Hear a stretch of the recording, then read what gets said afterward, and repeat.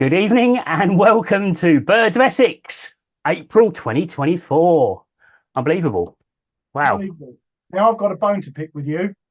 Oh, that's Yeah, a good start. Go on then. yeah, and nothing like starting on a good footing. Um, you advertised this and said spring has sprung. Mm. Well, I don't know if you've noticed, but it's blooming freezing. Well, you know what? I turned the heating off about a week ago. We turned the heating off for one night and we turned it back on again the next morning. It's just been a nightmare. It's the middle of April. Yep. It's meant to be kind of sunny and getting a bit warmer, and it just isn't, which is Uh, a real pain. But there you go, not to I'd worry. normally be sitting here with a cold beer, but I've got a cup of tea because it's so cold. Well, at So least you yeah, don't have the fridge on to chill your beer. You can just leave it in the room or leave it outside, can't you? exactly. Anyway, how you doing? Yeah, not too bad, not too bad. I'm very smartly dressed. Well, I'm saying that myself. I was waiting for you to compliment me, to be fair, but In fact, you you are you very failed to smart. do that. But for anyone that didn't see me at the conference, which we're going to talk about later, this is the shirt I wore, and it's covered in pictures of birds, and they're actually quite fun. So there you go. I thought I'd wear it again because, to be fair, the conference tonight, and that's probably it. It'll just go on Vinted or something after tonight, I expect. But there you go. You think someone else might buy that then? My mum will probably buy it for me for my birthday. I'll get it back again. Get re-gifted. Yeah, Yeah, exactly. yeah, yeah. It wouldn't surprise me at all. Oh, excellent. Oh, Oh, right. Okay. How have you been? yeah, not bad, thanks, mate. Yeah, not bad. Good. Yeah, really good. Yeah, it's been, don't know where the time's gone again. We didn't do a show last month, but we're No. back with it for April. Loads of people watching tonight. So good evening to everyone that's watching. Yep. Hello, everybody. As always, if you want to ask any questions or do anything at all in terms of sharing stuff, we just pop that on the screen. So a lot of you are already saying hi in the chat. Hello. Log into the chat just via a via a Gmail account, and then you can join in with the banter if you wish to.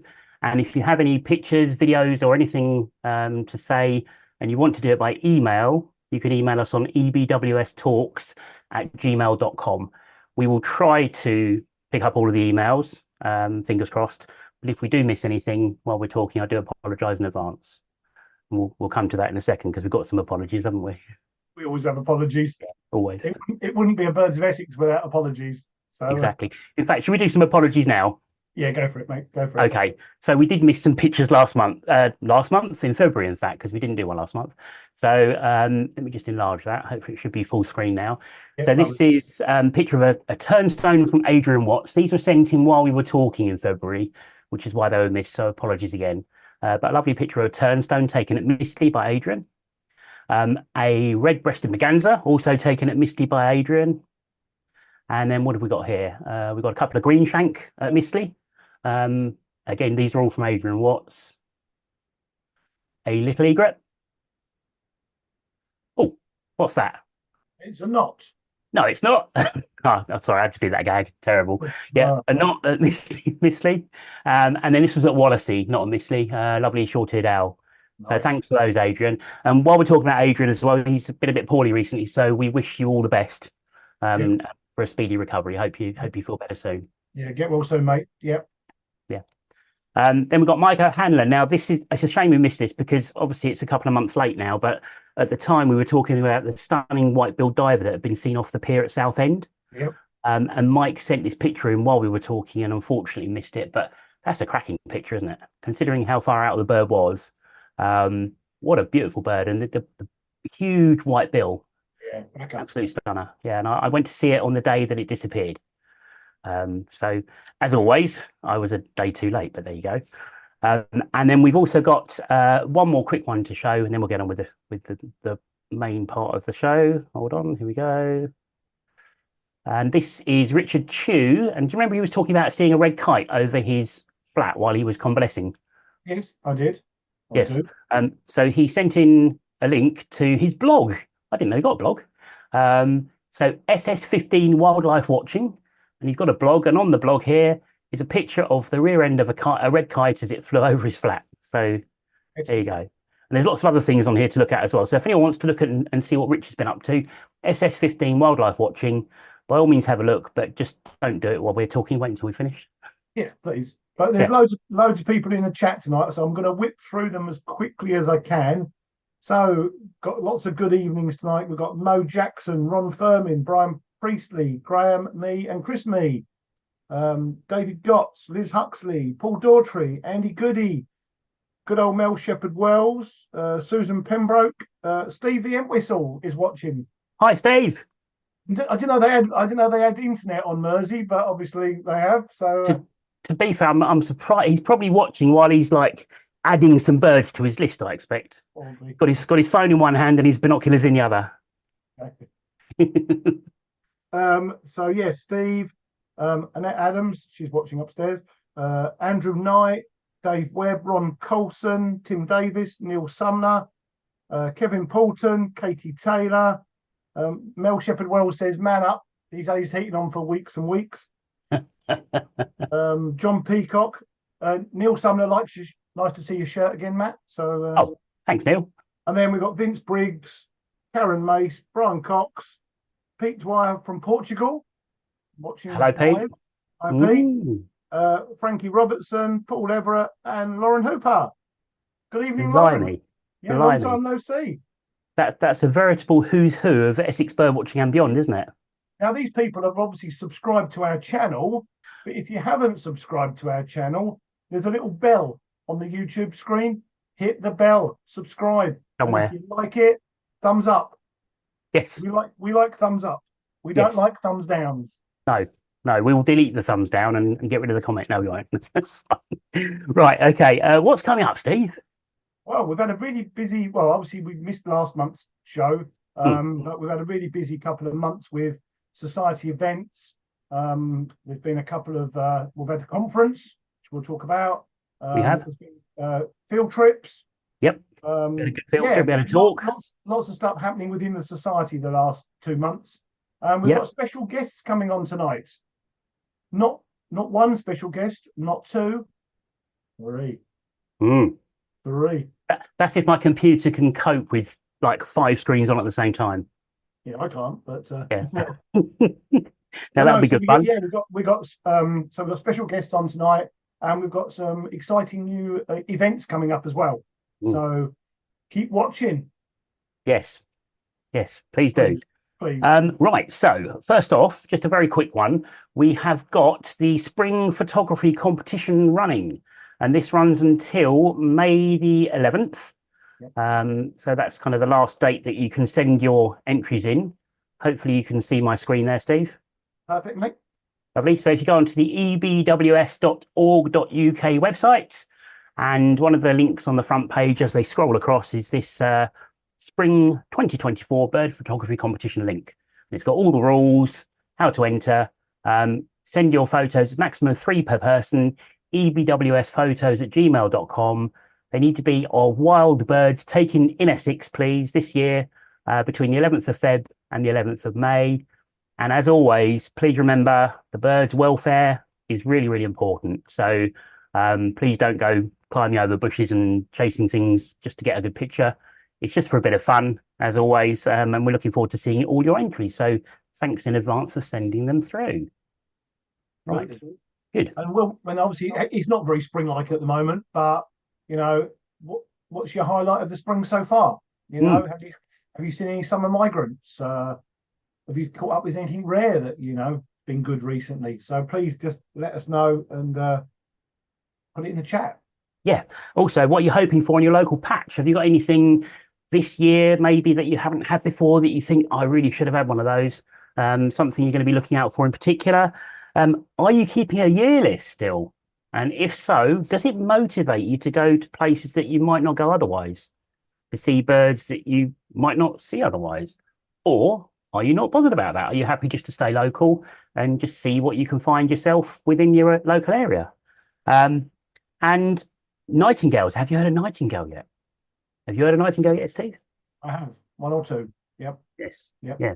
More of that later. Yes, definitely. And finally, we do our pop-up things, and we try and come up with sort of a range of different subjects and ideas. But is there anything that you guys would like us to try to do? Keep it simple, keep it clean, and hopefully we might be able to incorporate your ideas later on somewhere near you soon. Maybe, I don't know. Let's wait and see.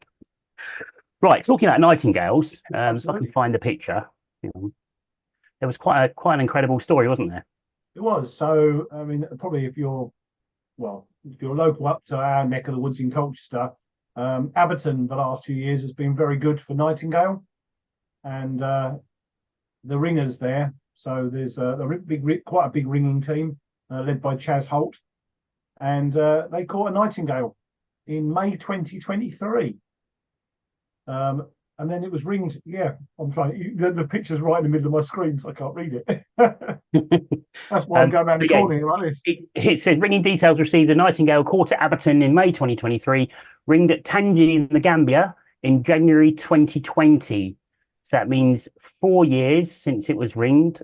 That means it's done 8 migration journeys backwards and forwards, which is Wow. quite incredible. And we looked at this a couple of nights ago, didn't we? We did, yeah. And for those who've been to Abberton, in the last couple of years, there was a bird that was singing right at the entrance gate, and it had a ring on it. Is it this bird? Who knows? Could be. Has Could anyone be. got any? Has anyone got any close-up photographs to see whether we can read any of the ring number, or Yeah, it if looks you like have? it's FC 28402, I guess. So yeah, if you manage to get a scope or a really high zoom camera on a ringed bird, look out for FC 28402 because that little chappie's been backwards and forwards to Gambia at least 4 times, 8 journeys in total. How far is Gambia as the nightingale flies? You know, roughly. It's a 7.5 hour flight in a 737. Wow, So wow. it's a fair It's a few miles. fair few miles. Yeah, Yeah. absolutely. Maybe You know, you think someone can look that up and let us know while we're talking. Put it in the chat. you think this little bird's gone across the Sahara, it's gone across sort of Europe and the sea, and you know, yeah, migration is a phenomenal thing. It's amazing, absolutely amazing. It's And outstanding. yeah, I mean, I can't find my way down to the local shop to buy a pint of milk sometimes, so I'd have no chance going to, Africa and back. No, I really exactly. wouldn't. No, absolutely. I'll probably end up in Edinburgh or something, but there you go. Right. So have we got any feedback? So David Gotts, he joined the society last week. So thanks for joining, David. And anyone that's not watching, fancies joining, keep watching because we'll tell you about the society a bit later. Yep. Pete or Jan Lewis has just got back with a takeaway curry in time for the show. Or what do you reckon he's got then, Matt? Chicken I'm going. jalfrezi, madras? I'm reckoning Madras. I reckon Yeah, madras he man. could be a Yeah. Madras guy. Yeah, I yeah. was going I to mean, make I like a Vindaloo myself. Vindaloos are pretty good. it's a bit too But hot for me. That I'm thinking Madras. He's probably Korma, to be fair. No, Jan. is. That's a bit of a wimp's curry, though, isn't it? Let us know what curry you're eating, Jan. We want Please. to know. Pete Dwyer said there's lots of swifts down in Portugal and nightingales. So Frankie Robertson's heard 3 nightingales at Fisher's Green recently, Excellent. and both Graham Mee and Karen Mace have said lots of nightingales at Canby Wick, up to 15. So Brilliant. really, really good. It's good. That's definitely the south of Essex hotspot is Canby Yeah, Wick. yeah. I mean, I think generally speaking, we'll cover it a bit later on, but the numbers seem to be quite good so far, don't they? I think. Yeah, and I still think there's lots to come. Yeah, Still think it's very early days yet. yeah. And then Susan Pembroke said she used Merlin to check, and she correctly identified 7 nightingales on Danbury Common on the 8th of April. Brilliant. And Neil Sumner said Jan's having an onion budgie. Oh my God. It's all about the birds. Oh, don't give up the day job, Neil. Exactly. I love Excellent. So that. That's good. thanks for all your comments tonight, everybody. Much Yeah, appreciated. thank you. Also, we've got some more thanks. Just very quickly, for anyone that doesn't know, we had a couple of vacant positions on the committee recently. We had the indoor meeting secretary became vacant because Sue Watts has become our new treasurer at the beginning of the year. And Paul Everett has very kindly volunteered to fill the role, stepped up. So thank you, Paul. So next year's talks are being organised and arranged by Paul, and looking forward to those. And we've also got a new position of a youth development secretary. The idea being to try and encourage some younger people to get involved with birding, maybe even get involved and join the society, but more to kind of connect people with nature, really, if we can, at a young age. And Ollie Cottis has really kindly volunteered to do that. He's only with us for 2 or 3 months. He's off to South Africa at the end of June, I think, beginning of July. But we're going to have a couple of events for under 25s. The first one of which, actually, some of you may have received an email this morning. Just pop this on the screen. Can you see that? Yep, perfect. Yep. So, well, do you want to run through this, Steve? Mm. Oh, sorry. I had a mouthful of tea then. I thought that's good. I'm just about to have a mouthful of coffee. That's why I'm passing it to you. So yeah, Ollie and ably assisted by Ed Bateman are going to be running this under 25s birding morning at Abberton on Monday the 6th of May, which is Bank Holiday Monday. I think it's starting at Abberton at 9 o'clock. Correct. Yeah. Essex Wildlife Trust has very kindly agreed to open up the car park a bit early so that people can meet at 9. It's going to be limited numbers. So if you are, well, if you're under 25, or if you know somebody, a friend or family member who's 25 or under, and would like to do a morning's bird watching at Abberton, please get in touch. We're going to be putting this on the website over the weekend. The email address to send your email to if you're interested is ebwsyouth@gmail.com. So it's ebwsyouth@gmail.com. Ollie will pick the emails up and get in touch. If we get a lot of interest, Ollie said he might even be able to run a second walk in the afternoon. But it's going to be kind of outside the centre on the old road. We're going to be walking up and down the east side of the causeway. Possibly, I think that he said he might go down towards Billets as well. So hopefully better find a few bits and pieces because there's some good stuff around at the moment. Anyone under the age of 18 who wants to come along will need to bring a parent or guardian with them, just to make that clear as well. So yeah, good fun. So yeah, Frankie's just asked, will he get notified if he gets to attend? Well, basically, if you just drop Ollie an email, Frankie, and you're on. Yeah, I mean, I don't know if Frankie's on our mailing list or not. If he is, then he would have got an email this morning, so you can just reply to that, click at the button at the bottom and fill in your details. If not, ebwsyouth@gmail.com, or keep an eye on the website over the weekend because it'll all go live on there as well. Yep. So yeah, fingers crossed we'll get a few people along to that. And that's just going to be Ollie and Ed leading that, so that should be really good fun, I think, for all those youngsters out there. Yeah, no old codgers like you and me, mate. No. Definitely. No, but it's what it's about nowadays. You know, that we joke about it, but you and I are some of the younger, certainly we're the youngest probably on the committee for sure, apart from now Ollie. So yeah, it's all about the youth nowadays. Yeah, I mean, if we can just engage with some youngsters, just connect people, like I said before, just point out some birds and get people enthused and interested. I think there's loads and loads and loads of young people interested in nature now. So hopefully we can get a bit of a connection going there. Good. Right. David Gotts has said, there's an under 25 mind in a 56-year-old body count. Yeah. That's the thing, isn't it? I feel like I'm like 21, I really...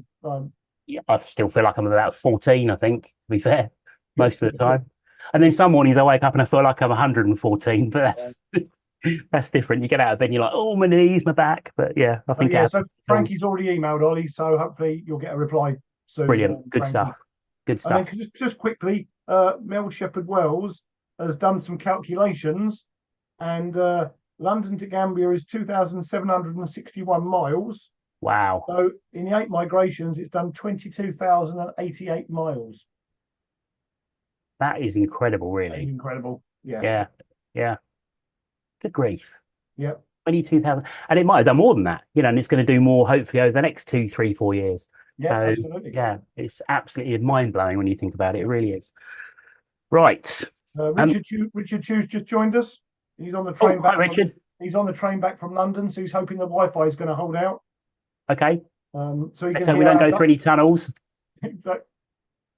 Yeah. And Mo Jackson has suggested a dawn chorus pop-up. Oh. Which is probably a little bit later, a bit too late for this year now, but something we can sort of... Well, we did a couple last year, didn't we? Because we had that coincided with the Big County Bird Watch.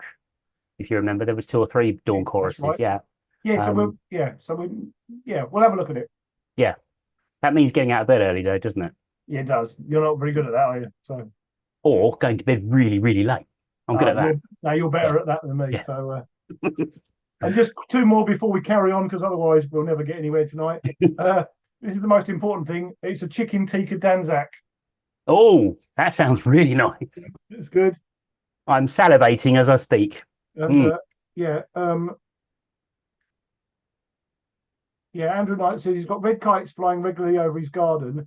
Should he tempt them down to his garden? If so, with what sort of food? I think they like chicken tikka dansak. To be fair, they're They pretty. do. They do. Yeah. I mean, meat is Um, I personally, I wouldn't personally do that myself.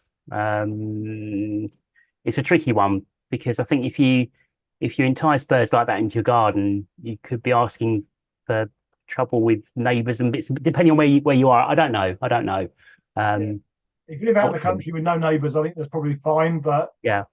yeah. I mean, the last thing you want is someone to, you know, Well, yeah. I mean, if you've got a large area of land and there isn't anyone overlooking it, then I guess just, bits of meat, really, I suppose. I think the people that do this for photographic reasons in parts of the country, I think they use, sort of dead rabbit and bits of yeah, deer and all that kind of stuff.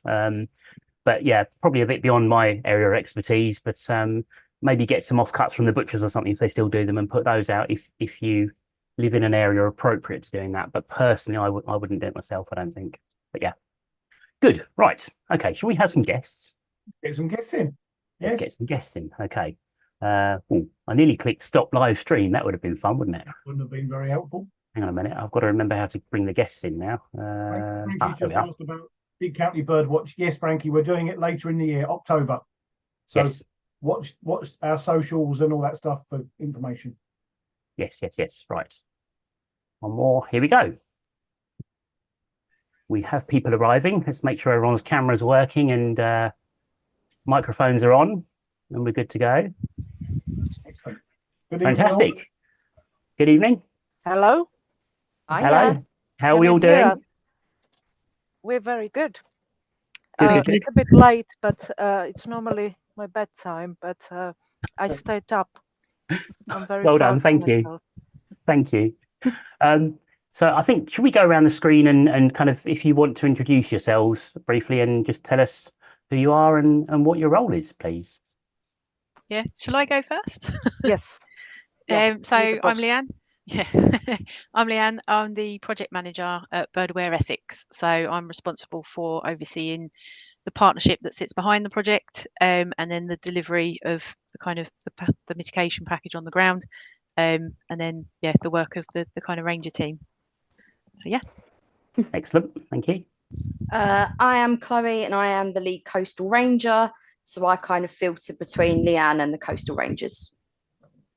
Cool. Which Thank you. is me, the coastal rangers. I'm currently the only coastal ranger, but hopefully we will have two more soon. My name is Leah, by the way. Lovely. Thank you. Yeah, I know you've got a brief presentation, a few slides and things. So hopefully I've activated you as a co-host and should be able to Would you pop like on me? the screen. So yeah, do you want to tell us a bit about who Bird Aware Essex Coast are and what you do, please? Yeah, if I just load some slides up, I'll try and keep them short. Sorry. That's all right. No, Let's see what happens. There we go. Success. Excellent. So yeah, thank you for letting us join you this evening. Really appreciate that as well. But just wanted to give you a quick introduction to who Bird Aware Essex are and what the Essex Coast RAMS is. So firstly, I'll tell you what RAMS means. It's the Essex Coast Recreational Disturbance Avoidance and Mitigation Strategy. So that's RAMS. So it's a bit of a mouthful. But in terms of some context to the project, just in terms of Essex and the coastline, so our coast is about 350 miles, stretching from the Thames Estuary in the south to the Stour Estuary in the north. We've got an extremely diverse coastline, and a large proportion of this is covered by international, European, and national designations.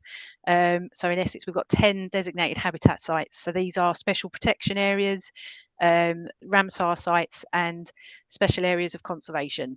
And these designations exist because of the importance of our coastline for the internationally important numbers of overwintering birds that rely on our coast and visit us in the winter. But we also have populations of beach nesting birds as well. And there's not that many spaces in Essex, or habitats, shall I say, that are viable now that support beach nesting birds. So it's even more important that the sites that are used by beach nesting birds are protected. So yeah, and in terms of the habitats that we've got, we've got, you know, intertidal mudflats, we've got salt marsh, grazing marsh, sand and shingle spits, shell banks, offshore islands, and some gravel pits and reed beds. So it's a real, you know, mosaic of kind of coastal habitats that we do have. So it's incredibly important. In terms of kind of the species that we've got, I think every winter, I'd say tens of thousands, nearly almost 100,000, hundreds of thousands of waders and wildfowl come here from the Arctic, and rely on our habitats to survive the winter, so they can make it back to their breeding grounds in the summer. And then these are just some of the species, but in terms of the designations, there's probably over 29 key species, and they range from dark belly Brent geese, oyster catchers, we've got black-tailed and bar-tailed godwits, and then from the beach nesting birds, we've got ringed plovers. Some of our other species are ringed plovers, redshanks, dunlins, a whole host of them. But our coast is so important to these birds. I think we've got, I'm going to say a figure now, it's probably wrong, so someone will correct you in the chat. A quarter of the global population of Brent geese Yes, come that's here. correct. That is correct. Yeah, thank you. So that's a significant amount, and you know, there's a lot of pressure on those habitats in the winter, particularly. But whilst the birds are here, it's important to understand their behaviour. So whilst they're here, they're trying to conserve and survive the winter in our climate. But you know, at low tide, you can see them feeding around the shoreline. At high tide, they roost on higher ground. You'll also get sort of the wildfowl that will feed on the grassy areas near coast, so you often see them in sort of farm areas. And whilst they're here, they need to eat well, and in the winter healthy enough to migrate back to their summer breeding grounds. And they can use up a lot of energy during these sort of cold and short winter days, so they're particularly sensitive to disturbance. So if they're disturbed and they have to fly off or move about or to avoid people or dogs or something, they can use up real valuable energy reserves, and that can reduce the short time available for them to feed, which then lowers their chances of survival and making it back in the summer.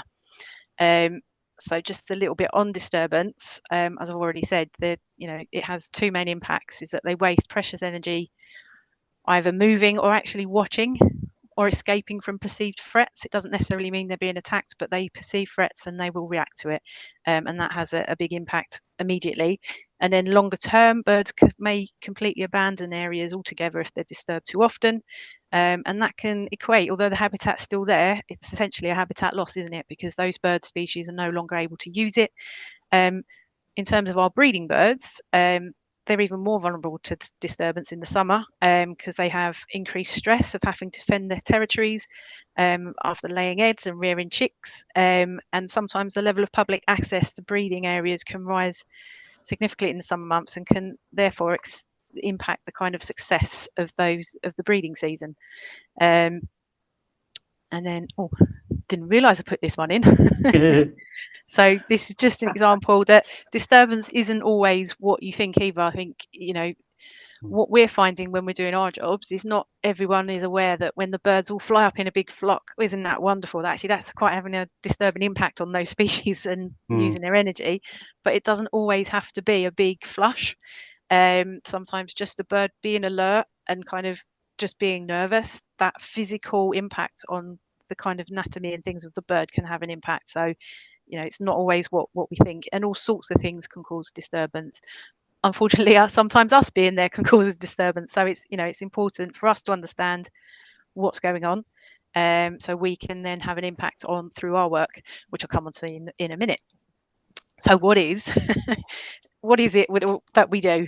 Sorry, I've got my notes here as well. Very professional. As you all probably know, the coast is a major destination for recreational activities such as walking, sailing, bird watching, jet skiing, dog walking, and things like fishing. And a lot of the research that we've got is from people. A lot of these activities are undertaken by people that live in Essex and close to the coastal areas. However, in the future, there's a substantial amount of house building planned in Essex, particularly over the next 20 years. There are predictions of at least 80,000 new homes with an estimated 190,000 new residents in Essex, which is quite significant. This is expected to lead to more people visiting our coast, and that can have and obviously an increase in recreational activities taking place in those coastal areas. Nobody's saying that that's a problem, but that will have an impact on the overwintering birds in particular, and some of our breeding birds as well. A number of the local authorities in Essex have identified this as an issue in their local plans, and so the Essex Coast Recreational Disturbance Avoidance and Mitigation Strategy, I will say that for the last time, I'll now call it RAMS, it was put together under the guidance of Natural England with all of the local authorities in Essex to identify a mitigation package to avoid and lessen the impacts of increased recreational disturbance as a result of this additional housing. So a positive. And just a quick summary of what's in that strategy. It obviously sets out what the predicted levels are of housing in Essex, and then it highlights what the in combination effect of all those new dwellings are going to have. And this was all picked up under the habitats regulations, and so it's like I think I've already said, it identifies a strategic mitigation package to protect the designated coastal habitats and areas and the birds that they support. In terms of how that's then funded, it's a tariff-based approach to mitigation. So developers that build a house have to pay a tariff every time they build a house. That's collected by the local authority, but rather than it going into your usual kind of Section 106 pots, it's put towards the delivery of a mitigation package specifically for the coast, the habitats and the birds, which I think is really positive and very much needed. Because I think if it was left to individuals and things, I think you'll find that things won't happen potentially. So it's really good, and it also provides that evidence. The strategy itself provides the evidence base to enable those local authorities to collect that tariff. So that's really important.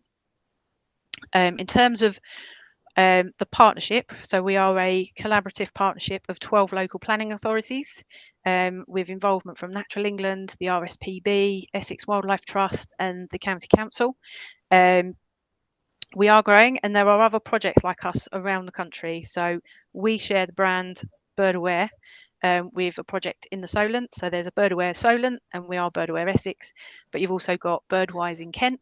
You've got Suffolk and Norfolk have also got similar projects like this. And then there are other projects down in Devon, they're up in Northumberland, and we're all trying to do the same thing and mitigate the impact of disturbance on coastal habitats and birds on the coast.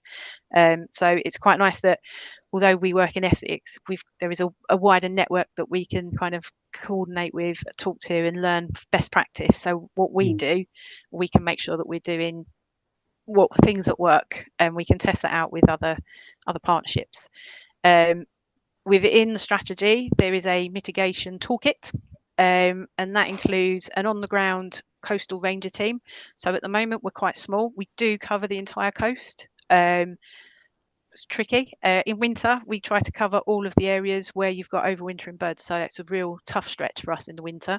In the summer, we focus very much on the sites where we've got beach nesting birds. And there are, like I said at the beginning, there's very, very few of those. So a lot of our effort is around engaging people and educating people around those areas. But the kind of fundamental principles of what we are trying to do is to educate people on the coast, because there are so many people that don't realise they're having an impact. They think it's great when all the birds fly up in the air, but they don't realise that actually has a knock-on effect. So our role is to kind of engage with them and explain, show them the birds, let them look down the scope and try to educate them in the importance of the coast and the particular times of year. So we've got an on-the-ground team, and we are looking at growing that team in very, very near future. So yes, that will hopefully take a bit of pressure off us. But anyway, moving on.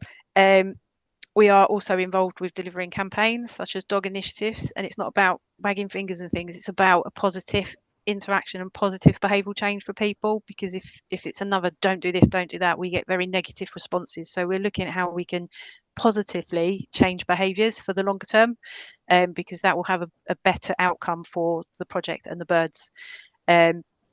We're also developing a coastal code, I'll show you that in a minute, and looking at kind of habitat-based projects as well. So we're looking at things like signage and interpretation around the coast.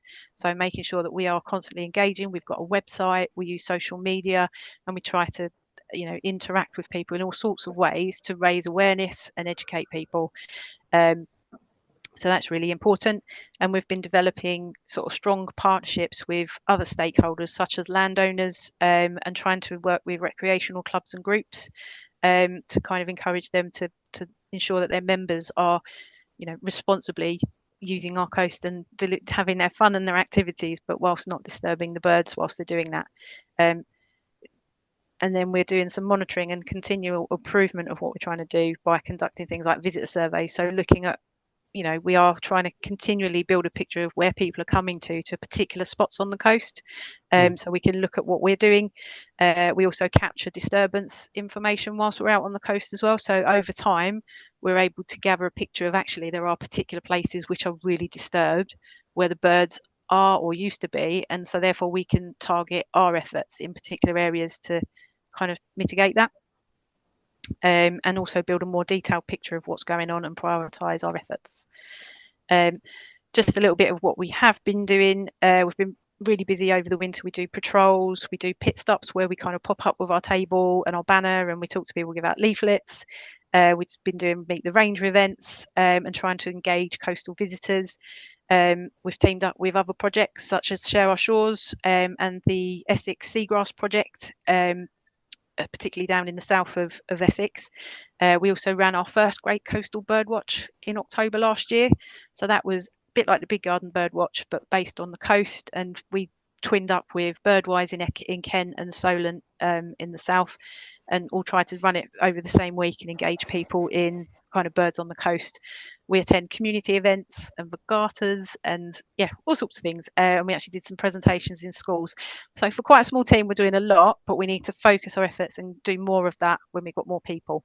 And this is an example of the coastal code that we're looking at developing. So that is, you know, we're looking at developing a consistent message and a code that can be used around the coast. So no matter where you go in Essex, you know, we'll be encouraging people to look out for the birds and giving them space, encouraging people to keep their dogs alongside them rather than chasing off and flushing the birds off a stretch of beach, and then linked with signage and improving interpretation, trying to encourage people to actually follow requests that are put out on signs.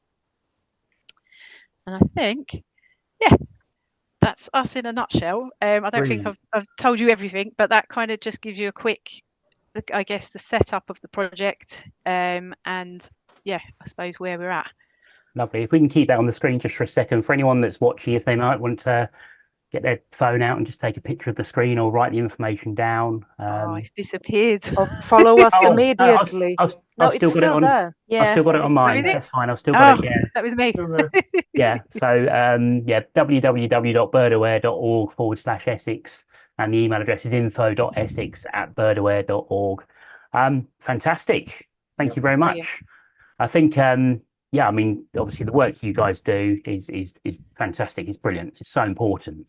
And I was going to ask what people's reaction. So, for example, if you got somebody that's maybe getting a bit too close, or the dog's off the lead, or they're causing a disturbance, are people's reactions generally quite positive when you approach them and explain what's going on?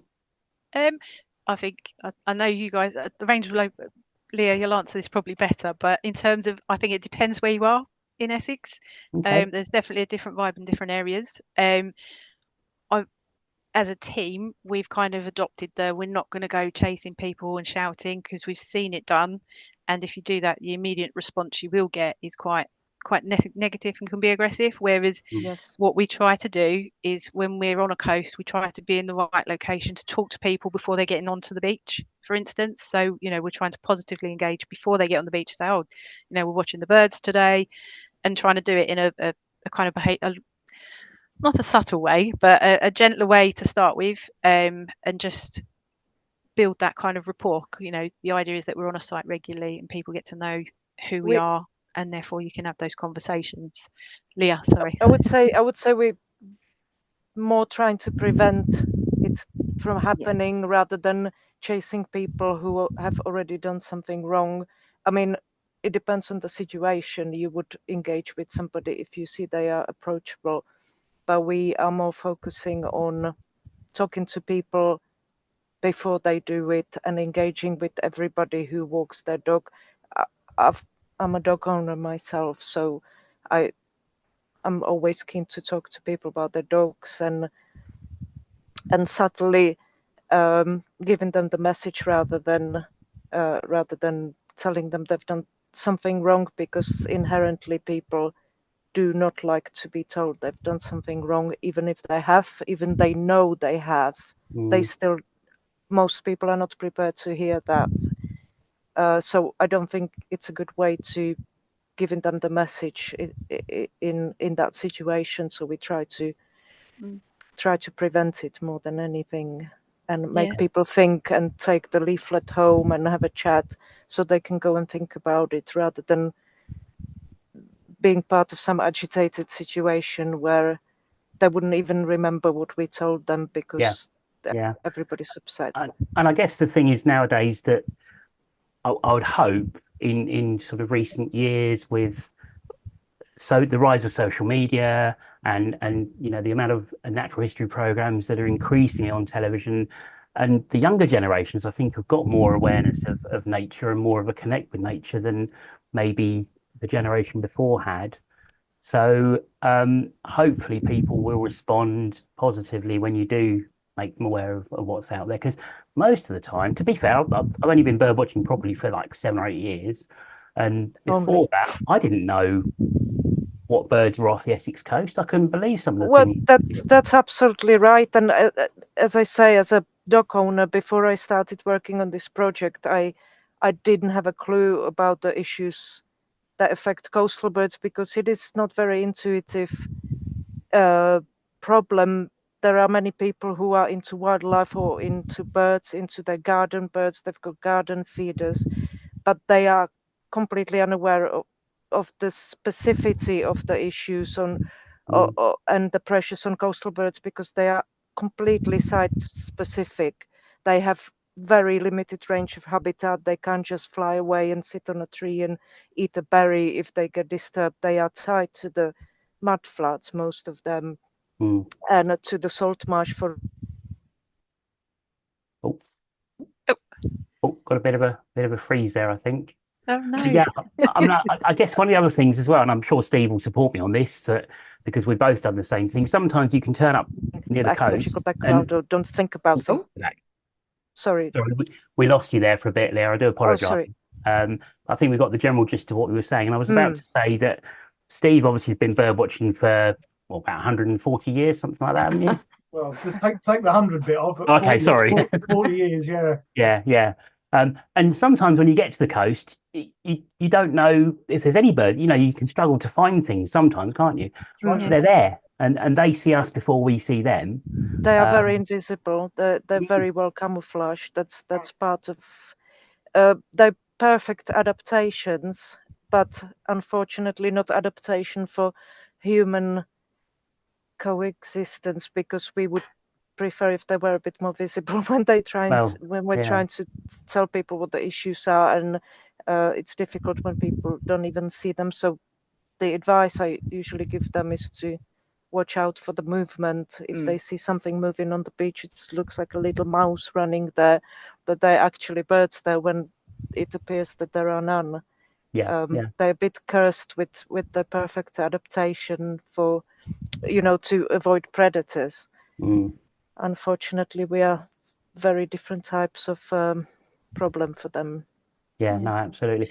Is there any questions in the chat, Steve? Hopefully there's a few. Questions. Lots of questions. So good. yeah, well, we'll start off. So Chris Mee's asking where you're based. All over the coast. So we've got an office in Danbury, and we've got an office in Chelmsford. But because we work with all the local authorities, we do have the option of dropping in on them but generally it's by invitation. So yeah, we've got a central base in Danbury, and from there you can reach pretty much most of the coast. Because of the convoluted nature of Essex, it does take quite a while to get to some places. So in the summer, we try to utilize things like the foot ferries and things like that, because by car it could take you 40 minutes to get to the other side of the Colne around Brightlingsea. Yeah, it'll take you 10-15 minutes to get across on the foot ferry. So yeah, it's not an easy coast to navigate. So Danbury was when we started, was a kind of slightly inland base, but it meant that you could get anywhere fairly easily. But yeah, don't know if that helps. Absolutely. And several people are asking, do you purely birds, or do you do seals as well?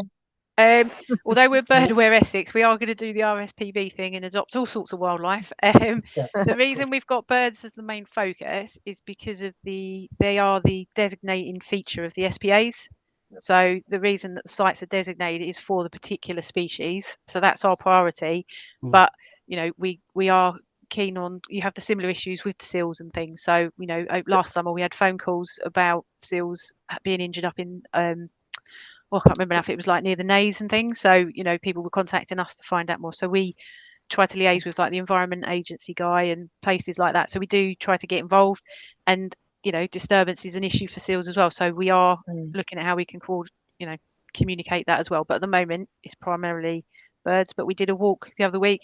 Leah led it, and it was we tried to make a wildlife walk. So yeah, we're trying to see the birds, but we also looked at some of the plants and the galls and the butterflies and stuff as well, just to make it more interesting. Not more interesting, but the birds are not always there, so we have to have other things in our. It's not interesting enough. No, I didn't mean it like that. There you go. No, it's all part of the same thing anyway, isn't it? So you would like to hope that if someone wants to look after the sanderlings and oyster catchers and so forth, that they're also going to want to look after the plants and the insects. Of course, it's the same habitat. Linked. Yes, yeah, everything's linked. And the thing about birds is, it's gone again. It's gone again. Crikey, we're never going to find out what the thing about birds was.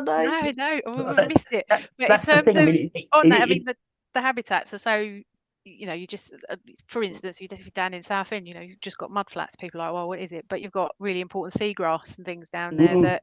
Is a really valuable habitat. So, that's why we're trying to work with the Remedies and the Seagrass Project, because we've got a vested interest, the habitat, but it's what the Brent geese need to feed on. And, there's all sorts of interrelationships and things. So, we definitely, although we promote all birds and, they are our bread and butter things, we are very much about the habitat and everything else in between on the coast. Yeah. How long you guys Oh, you did freeze, yeah, sorry. Sorry, I live near Stansted and the planes are flying now, so it's messing up with the Wi-Fi. Okay.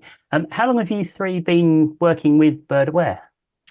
So I started probably at the beginning. So I had to get everything set up before the rangers could come on board. So I've probably been in post about 2 years.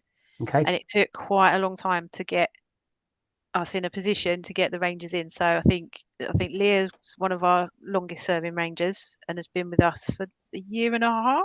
Is it 2 years now, Leah? It will be 2 years in the. So all right, Leah's 2 years. So I think I've probably been here 3 years. I didn't even realise that. And then, Chloe, how long have you been with them? I started in July last year. As a coastal ranger alongside Leah, and then I've been a lead ranger for a month now. Yeah. Okay. And I guess I'm being really ignorant here, but the ranger, you're the kind of the more sort of out and about and in the habitat and doing stuff. Is that on the ground? Yeah, absolutely. Yeah. So we are the boots on the ground. So we're the ones that kind of go on the patrols and the pit stops and stuff, and report back to Leanne. Excellent. You make me sound like you're keeping an eye on us all the time. While Leanne's in the office with her cup of coffee and her feet up. Since I've gone up, I'm seeing what Leanne does these days, and it is just coffees and putting your feet. Oh my goodness! I'm joking. While I'm freezing on the coast. No, I'm only joking. No, there's a lot. That's the thing. The thing is, the team is comprised of all different people in all different roles, isn't it? And you all work together. And we all do spend a bit of time on the coast as well, because otherwise I wouldn't want to get too removed from it. But I've already gone through one car already, so I'm doing all right. So have I. Yeah. Oh my goodness. Well, anything else in the chat, Steve? Yeah, there's quite a bit that. So where should we go? Yeah, there's someone called Blue Red said that they've met you several times and you're always so friendly, which is lovely. really good. And do you accept donations?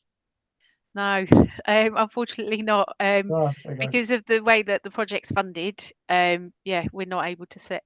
We're not a charity, so we're not able to accept donations. But thank you. Just support when you see us on the coast will do. Yeah.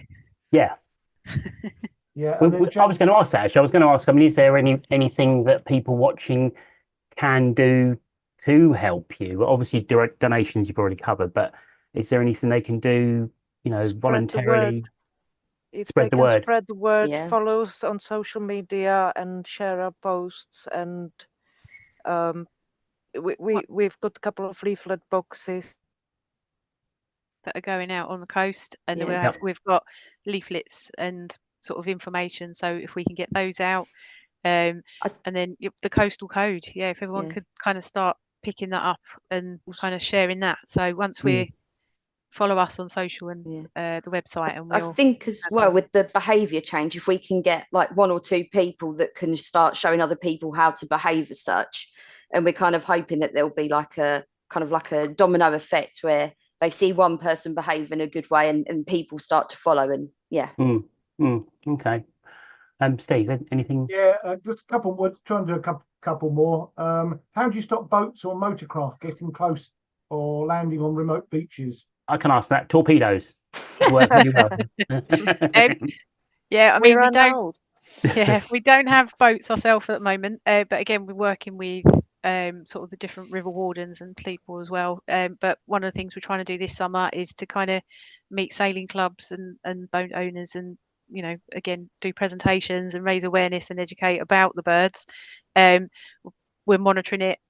We get reports from different officers of stuff going on as well. So we try to, again, like Leah said, try and approach people before it happens. And if we can't, then we monitor what is happening, so then we can work with different agencies and different partners as well to kind of coordinate a response. I know this is probably going to start contentious questions, but for instance, jet skis, everywhere we go on the coast, there's potential, they're a bit of a nuisance in all sorts of ways. But quite often they go in sort of areas where you've got the birds kind of hunkering down in salt marsh at great knots. So it's kind of, so we're trying to work with the marine police, coordinate, they're doing their work. So it's just us giving them intelligence or just kind of sharing information.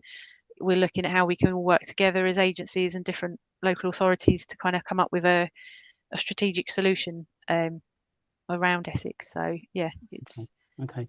Although if we can't do it on the ground, we'll look at how we can work with other people to get a kind of an approach together. Yeah. Anything else, Steve? Yep, loads more. Keep them coming. That's good. Keep them coming. It's keeping me busy. Mick Woodruff said about, do you find that metal detectorists are a problem, or is it becoming an increasing problem? Not many of them around. I mean, I love the show. I'd like to meet some of them. No, we don't have loads, but it's a bit in some areas there's like pockets where you might have bait digging or people that are out kind of sort of getting cockle shells and stuff. So there are some sites or spots where you might have issues, but I think it's very site specific. Every site has something different going on. Right. I was going to ask as a general, probably you can't answer the question because of what you just mentioned, but as a general rule for the whole coast, is it dog walkers? Is it boats, jet skis? Is there? Okay, let me rephrase it differently. If you could pick your fingers and solve one group of problems, if that makes sense. So all dogs are on the lead and away, or all jet skis are further out, or whatever it may be. Which one would you like to prioritise first, or is it not that easy? Or is it contentious if we say it? Don't say bird watchers. You're going to say yeah. Oh, I don't know. I don't know what the answer. I think in terms of volume, it's probably the dogs. But then a single person flying on a drone, kite surfing kites, or something like that could disturb 1,500 head flock of birds Yeah, yeah. roosting. So it's about in terms of volumes, it's definitely dogs of lead. But again, water sports, people on kayaks and paddle boats now entering creeks where they never there was nobody ever there before. There were undisturbed places. So it's very complex, and the pressures are combined with other pressures on the birds as well, of the sea level rises and habitat loss. I mean, the habitat loss is the worst issue without a doubt. Because we, some of our beach nesting birds' habitats are disappearing. There will be some coastal recharge soon in a couple of years, but until then, they are losing their habitats. That's the biggest issue. And then throw in a good dose of avian bird flu, and then you've got massive impacts on species that you can't. What do you do then? It's horrible. Yeah, it's horrible, isn't it? So it's like they're being attacked from all sides. There's too many things going on for them. That's the issues on the migrations as well, which we have no control. It's I've just been reading about curlews today and doing one of our posts for next week, and it's just about eight aspects of the reason for why they're declining so much at the moment. So it's difficult to pinpoint one thing. It's the combination of all of them that puts the nail in the coffin, basically. Absolutely. Anything else in the chat, Steve? Yeah, David Gott says, how many ranges do you plan to have? And then also, this is probably linking in as well. Sandra's messaged in and said, is cake any help while you're out and about? Oh, yes. Yes. I thought you'd say yes. And I have to say, Sandra's cake is very good. Where does she live? She lives in Malden. Brilliant. That's my area. I'm going to fill in my ranger application form right now just so I can get some cake.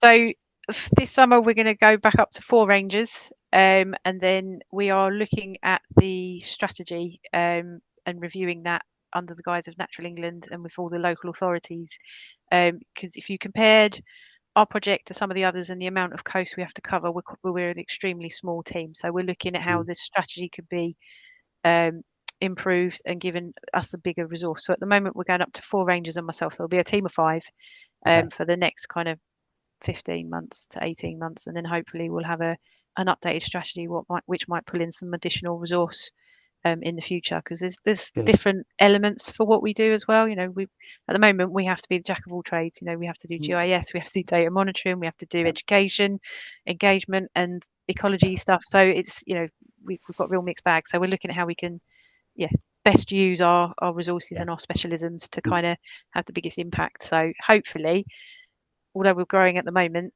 in a few years we'll be a bigger team. Yeah, and getting people for specific roles means you'll be able to use your skills more effectively as well, hopefully. No, definitely. And hopefully as we go on, maybe not a helicopter, but it would be looking at how we get around and things would be helpful. Well, I think Lauren, if I remember, Lauren's a helicopter pilot, I think, isn't she? Or she's certainly flying around in helicopters. So yes, I think she's watching tonight. So maybe she can help with the helicopter. I don't know. Maybe not. I could do so much work if I had a different mode of transport than a car. It would make a huge difference, because those estuaries. Well, it's the journeys, like you said earlier on. I mean, you only need, if you stand on Mersey and you can see Bradwell. And Brightlingsea, Brightlingsea. It's going to take you ages to drive there. Yesterday I drove from Brightlingsea to Point Clear, which is, you could walk across. It takes 25 minutes by car. It's a nightmare.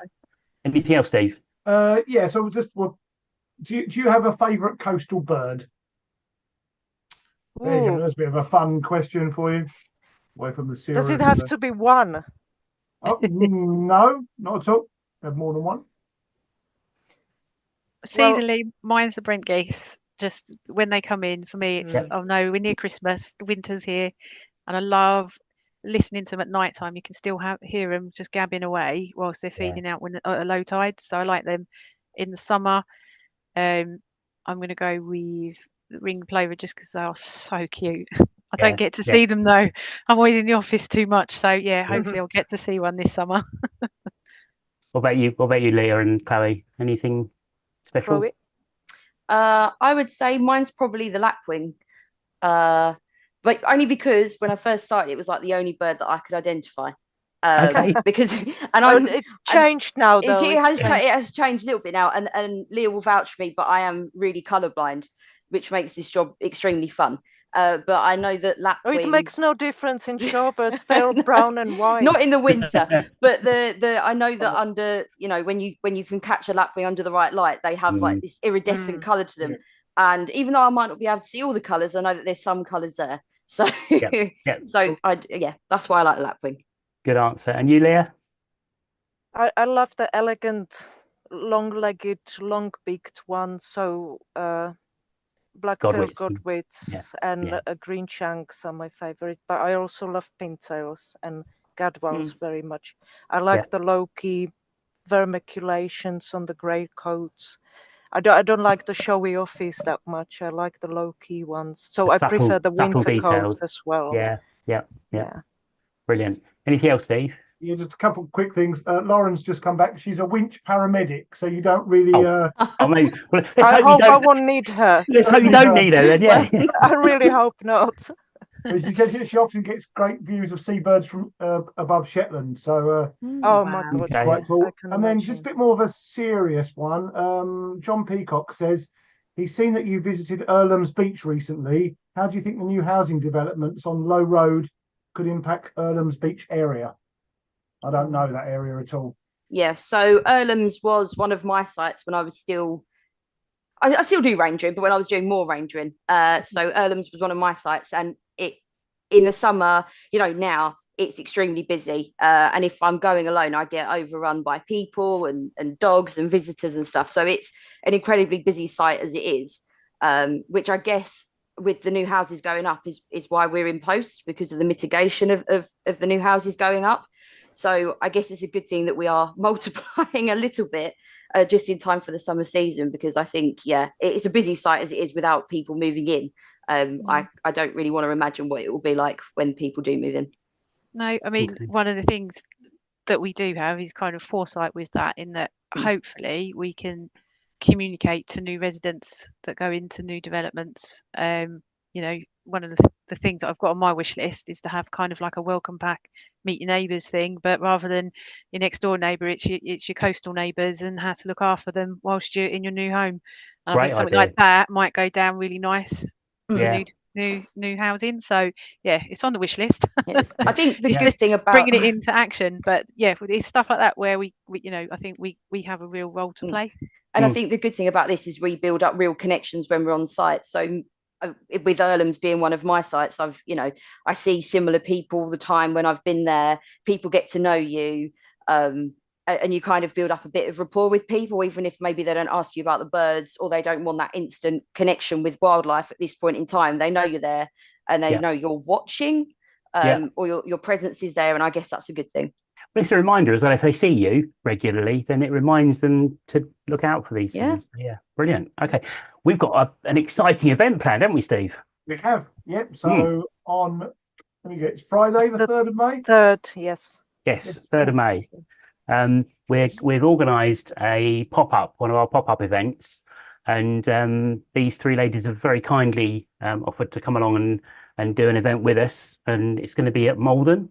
Where the lady with the cake lives. Come along, Sandra. Come along. Yes, Sandra's got to come. Got to come.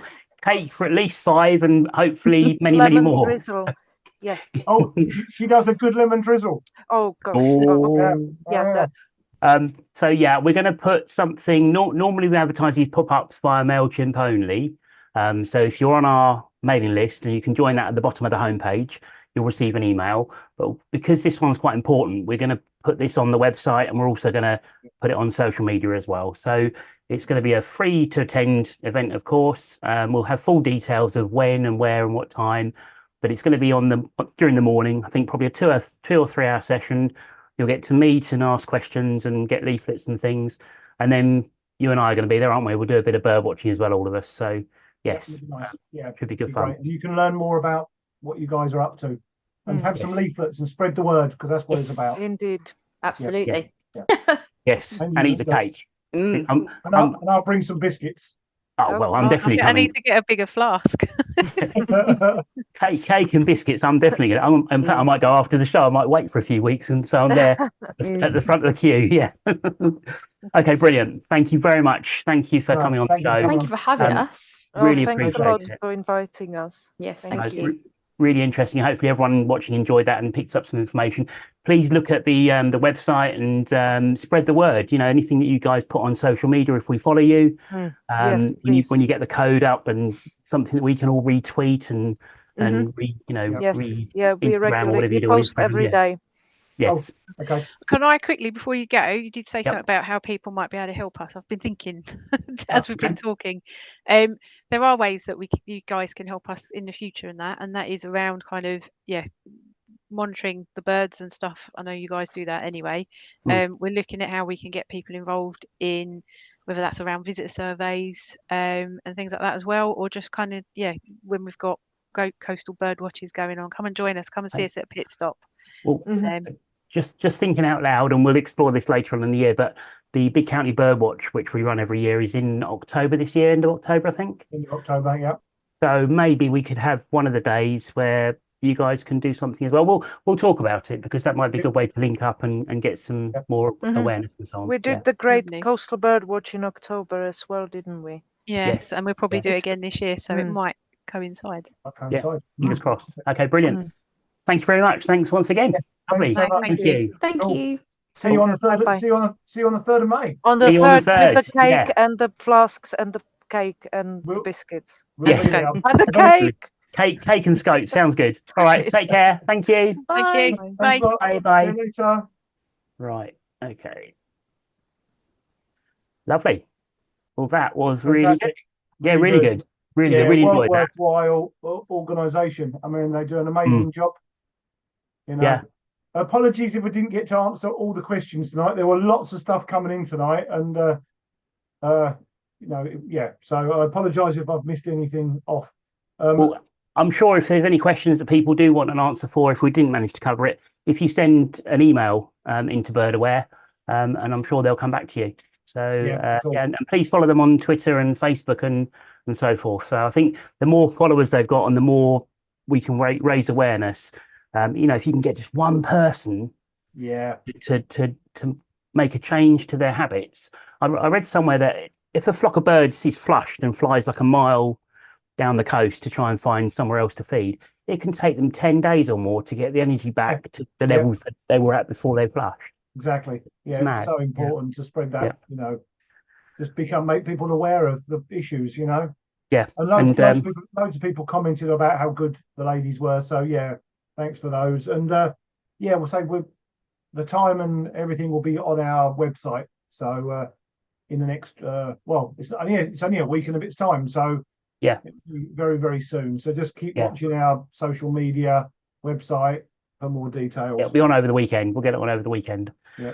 Good. Right. Okay. Where are we? So that was a little bit longer than we thought, to be fair, but it was really worthwhile. So fantastic. So we might have to rush through a couple of bits. So what's been happening? Obviously, we had the conference that went really well. Huge thanks to everyone that took part in the conference. Thanks to all of the speakers. Big thanks to Jerry for organising everything. Thanks to you, Steve, and all the other exhibitors that were in the foyer as well. Gave everyone so much to look at. And thanks to all the staff at Writtle University College, or Anglia Ruskin, as it's now called, for all the organisation that they put in and the food and so on and so forth. So that went well, and hopefully we'll have another one in a couple of years. Yeah, amazing raffle, and well done, mate, for flogging all those raffle tickets. Yeah, no, well, thanks to everyone who bought them. Absolutely. Brilliant. And we haven't done it all yet, but we're gonna kind of put all the figures together and work out everything. And probably in the next journal, I think we're going to make an announcement as to how much was raised and where that money is going to be used. So we've got a couple of ideas of projects in mind, so that it gives it a reason for, a raison d'etre or whatever they call it. It gives us something to raise the money for. We also had the AGM, didn't we? Yep, AGM, was it 2 weeks ago? I think so. 2 Something weeks like ago, that. 1 week ago. I have no idea when it was. Got no idea. Yep. So yeah, thanks to everyone that came Yep. to the AGM and supported the AGM. And then we had a really good talk by Liz Huxley afterwards about the wildlife of East Anglia. Absolutely. Which was good. And she took us on a year's journey around East Anglia, visiting loads of different places and what wildlife you could see there. So that was really good. That was excellent. I mean, there's some sites there that I must admit I'm going to have to get in touch with her actually to get to send me a list of some of the sites, because there's a few places I've not been to myself, and I'm thinking, oh, that's worth a look. So yeah, it just showed there's so much stuff on our doorstep. So same as the ladies were just saying, that we're so lucky in Essex, aren't we? We've got so much good habitat and so many good things to go and enjoy and to look after. Yeah, look absolutely. after, aren't we? Yep. Really. And we did a pop-up as well, didn't we? Did a photography pop-up back in We did that back in March. Early March. We did a photography pop-up. That was really good. Yep. That was well attended. I think everyone there was 10 places up for grabs, and they were all filled. Yeah. And yeah, we had good fun for a morning, didn't we? It was good fun. Yeah, just to give a bit of education to people how to use their cameras and different settings to use. And I learned stuff. Even I learned stuff. So that was really good. And yeah, when we might do something again in the future if people want us to. So as I said earlier on, let us know what you want us to do in these pop-up things. And we've got some stuff coming up as well, haven't we? So we had our Minsmere coach trip last weekend. Oh, we did. Yes, of course we did. Last Sunday. Righty. We had a full coach up to Minsmere. Cracking day. Weather was amazing. While you're talking, I'm going to show some pretty pictures. Hang on a minute. Cakes were good. Right, Company here we go. was not bad. Let's go through some of these quickly while you're talking. There you go. I'm going to flick through them. Oh, good old Steve's going to give you a running commentary of what they are. Go on. What's that? Hey! They always look so grumpy to me. It's like, yeah, what are you doing? Why are you looking at me? Probably wondering where the springs come. Yeah. Yeah, what am I doing here?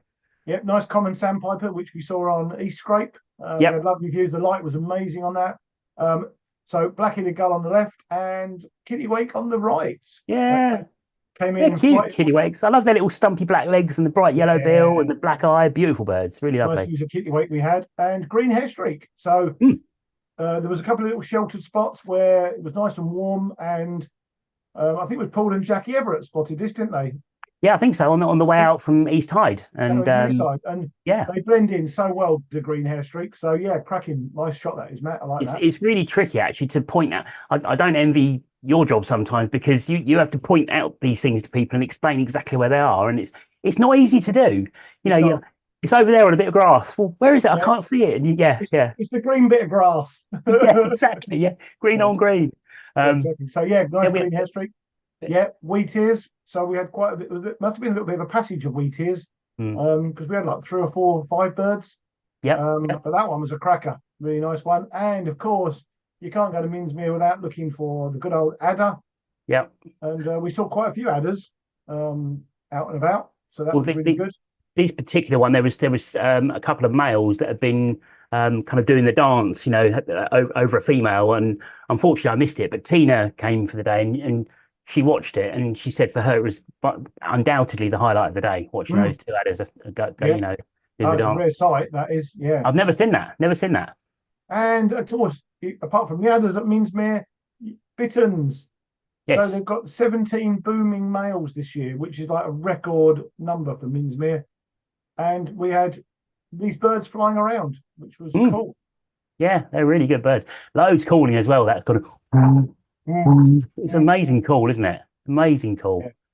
And we've got some nice views of common lizards as well. Yeah, really nice. So again, I mean, it was 20 degrees last Sunday, and now 10 today. So the lizards were out and lots of butterflies. Yeah.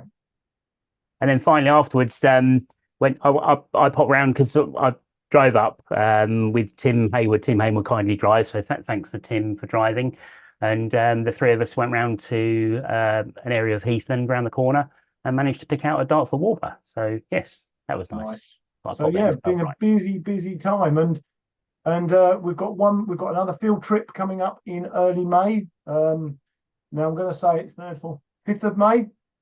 I think you're right. I think so. Sunday the 5th of May. So a couple of days after our pop-up event, and we're going down to Old Lodge in Sussex. It's in Ashdown Forest. I think the coach is fully booked at the moment. Yes. But we try and get this through. But if you're booked on the coach trip and for some reason you can't make it on the day, or please let Jerry know beforehand, because we do have waiting lists, and there are people that if you can't make it, there'll be someone to come and take your place. Yeah, so someone will jump in. Yeah. please, please get in touch with Jerry if you can't come. Good. And as we said earlier on, the indoor talks are finished for the moment, but they will be back in September. I think they started. September. Yes. Yep. Yes, excellent. Looking forward to that. Right. So membership, very quickly. If you want to be a member, we do this every month. We do. We didn't do it last month because we weren't here last month, but that's true. Yeah, you know what I mean. And in fact, I'm jealous now because I'm doing that. So, but I'm gonna hot off the press. Mine hasn't turned up yet. Wow. Okay. But yeah, you have paid your subscription, I hope. I think so. Oh no! In fact, actually, as a interesting point, I paid by standing order, which is just much easier because you don't have to remember then. So for people out there that are members, but maybe sometimes if you are a little bit tardy on renewing your membership, if you set up a standing order with your bank, details are on our website, nice and easy to do, and it just means it goes out at the beginning of the year, and you don't have to think about it. But it's £16 for stuff you get. Yes, I'm going to go in Zoom. Look. £12. £12 for that. Look how thick it is. And these are a fiver each. Yeah, exactly. That's £22 straight away. Yeah. So congratulations to Neil Sumner and his team. I mean, Ron Colson's just said the same for producing this amazing piece of work. I mean, it's just cracking. I mean, I'm gonna just open it up somewhere on a nice photograph if I can find a nice photograph. You're just making me jealous because because actually, look, one of your pictures, mate. Hey, that's all right. Oh, good. There you go. Excellent. So, that's another good thing. Oh, sorry, go on. I was going to say, so you get one copy of this, 2 Essex birding. You get a wonderful fixture card with all our events on. So it's got all our indoor meetings, our field trips. It's all our contact details are on there, all the committees and stuff, and fantastic. These publications, just to remind everyone, everything is done voluntarily, of course. We all do this out of the love of the society and the love of birds. And everything in here, so that's all your sightings, basically. All your sightings that you guys report to our website or to Bird Track or eBird, they get collated by Mick Tracy, does an amazing job, deals with like 400,000 plus records a year, sends them all through to Neil and his team, who turn them into this wonderful publication. But the photos in there and the articles and photographs in the journal that goes out twice a year, they're all submitted by readers, members, committee members. So anything that you want to submit, to the journal particularly, send it in to us, send it in to Greg Hope, the journal editor. And you could have your pictures published and your stories and your articles and your poems or whatever you want to put in there. So yes, this is all stuff that you can get involved with directly, which is good. And you can buy things too. What can people buy? You can buy notebooks. You can buy caps. Baseball caps. You can buy umbrellas. Shopping bags. I'm not going to put this up because I've been told it's unlucky, but umbrellas with our logo on. And you can also buy, hang on a minute. Sweatshirts. And sweatshirts, which I haven't got with me. And T-shirts. You've got graphite and blue and natural and olive and flame and I don't know what's going on anymore. There you go. I'm going to put them all over there. Brilliant. So loads of stuff. Yes. I think we need to lay down quickly. Yeah. Okay. And badges and car stickers and all sorts of things. So basically, get involved, spread the word, and if you haven't joined us already and would like to, please do so. And you can do that on our website. It's very, very simple to do. Just go to ebws.org.uk. You hit the button at the top right to join, just up here, and then the membership screen pops up. It tells you how to do it, what it costs, how you can pay. You click join now and just follow the instructions. It's nice and simple to do. All right, so thank you. Neil said that he thinks that the bird report comes out in alphabetical order, so it's your own fault for being called Turner. Oh well, not to worry. I might change my name next year to Albert Avocet or something, so I get it early. Right. Okay. So should we have a mindful moment after all of Yeah, well, that? I think we need. I think we've just I think had a we bit need of to a calm down a bit. manic Yeah. rush through. Yeah, so Been far too exciting so far. Right. Hang on a minute. So our good friend John Ward has very kindly sent us in another one of his superb mindful moments. I've not seen it yet. oh, exciting. There we go. So can you see a blank screen? Yes, sorry. Yeah, I was thinking, what's happening? Yeah, yes, black screen. Yep. Okay. So I'm going to turn my microphone off and I'm going to sit and relax and try and catch my breath and just watch just under 3 minutes of mindful bliss.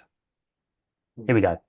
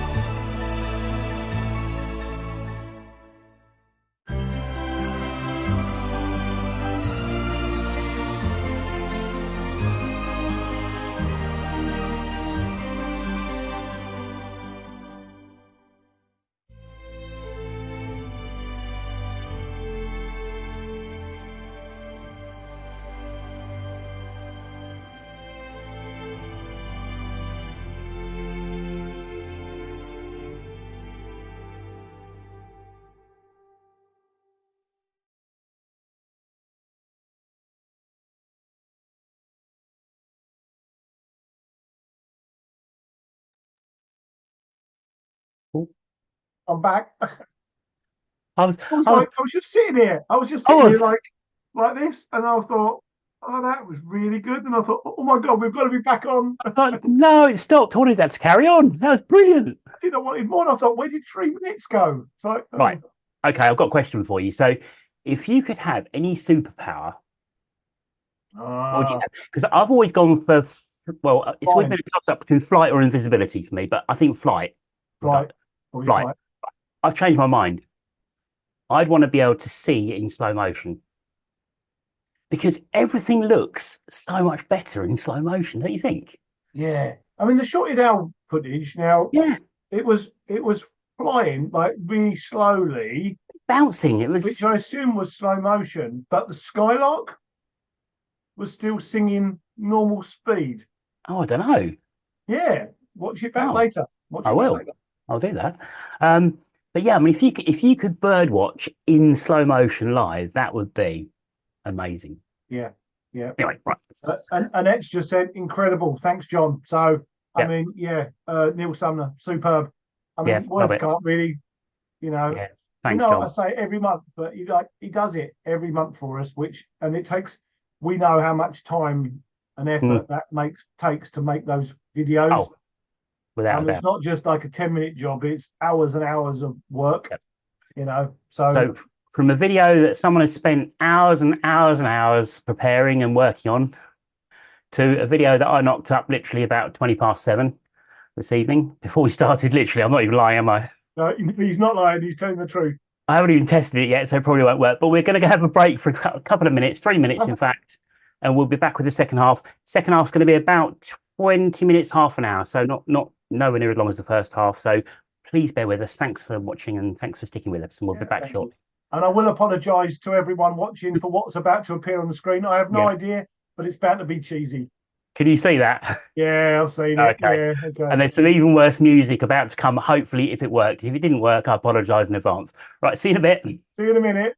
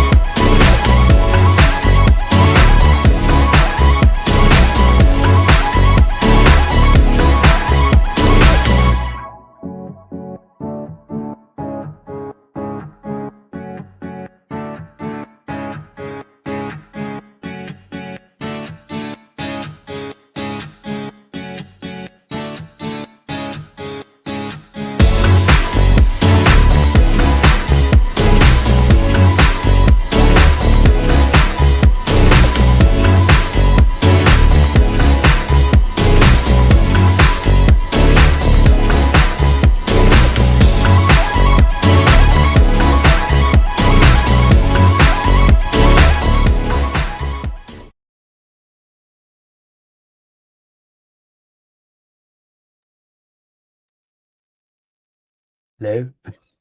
Wasn't bad, actually. Oh, I it have was to say. brilliant. I have to say, I was expecting something a little bit cheesier, the music, but actually it was quite good. Okay, all right. I'll try better next time. Congratulations. Don't give up the day job. I'll go full on cheese next month. Right, yeah. Okay, so welcome back, everyone. So we're gonna cover a few bits in the second half, but it's a bit quicker, as we said before. So we're going to start off with what are we going to start off with?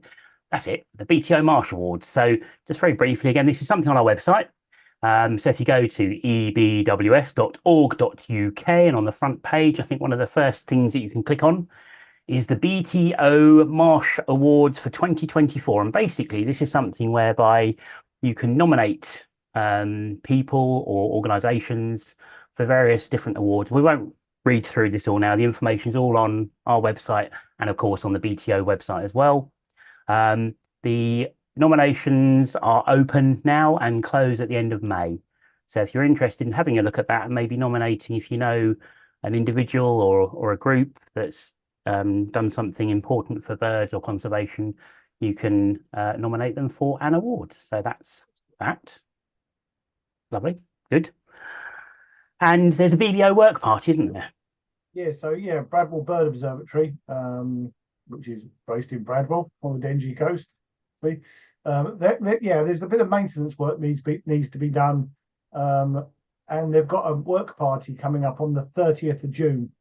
Yes. I'm not sure quite what they've got, what they're asking for help with, but there's one actually this Sunday which they've already got enough volunteers for. So thanks to anyone who responded to the emails that we sent out and who's going along to help on Sunday.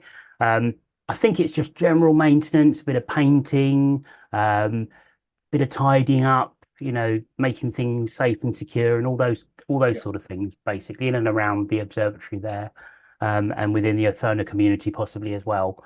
So one on Sunday, which is fully staffed, which is great, and there's one coming up on the 30th of January.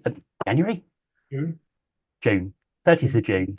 The year goes quickly enough anyway, doesn't it? Can't wish it away any quicker. Yeah, and I'm so sure there'll be tea and biscuits for those who help. That's guaranteed. That is for sure. If you're free, again, we'll send out another MailChimp, so join the mailing list if you haven't already. But if you're free and you don't want to join the mailing list for any reason, you can email us at info.ebws@gmail.com, and we'll forward your details. Just say that you're interested in the Bradwell work party on the 30th of June. So thank you. That's that.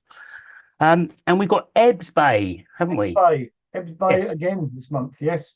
Ebbs Bay. So let me see if I can get the pictures up. And in fact, I haven't got the pictures. Oh no, yes, I have. There we go. Right. So this is. Oh, hang on a minute.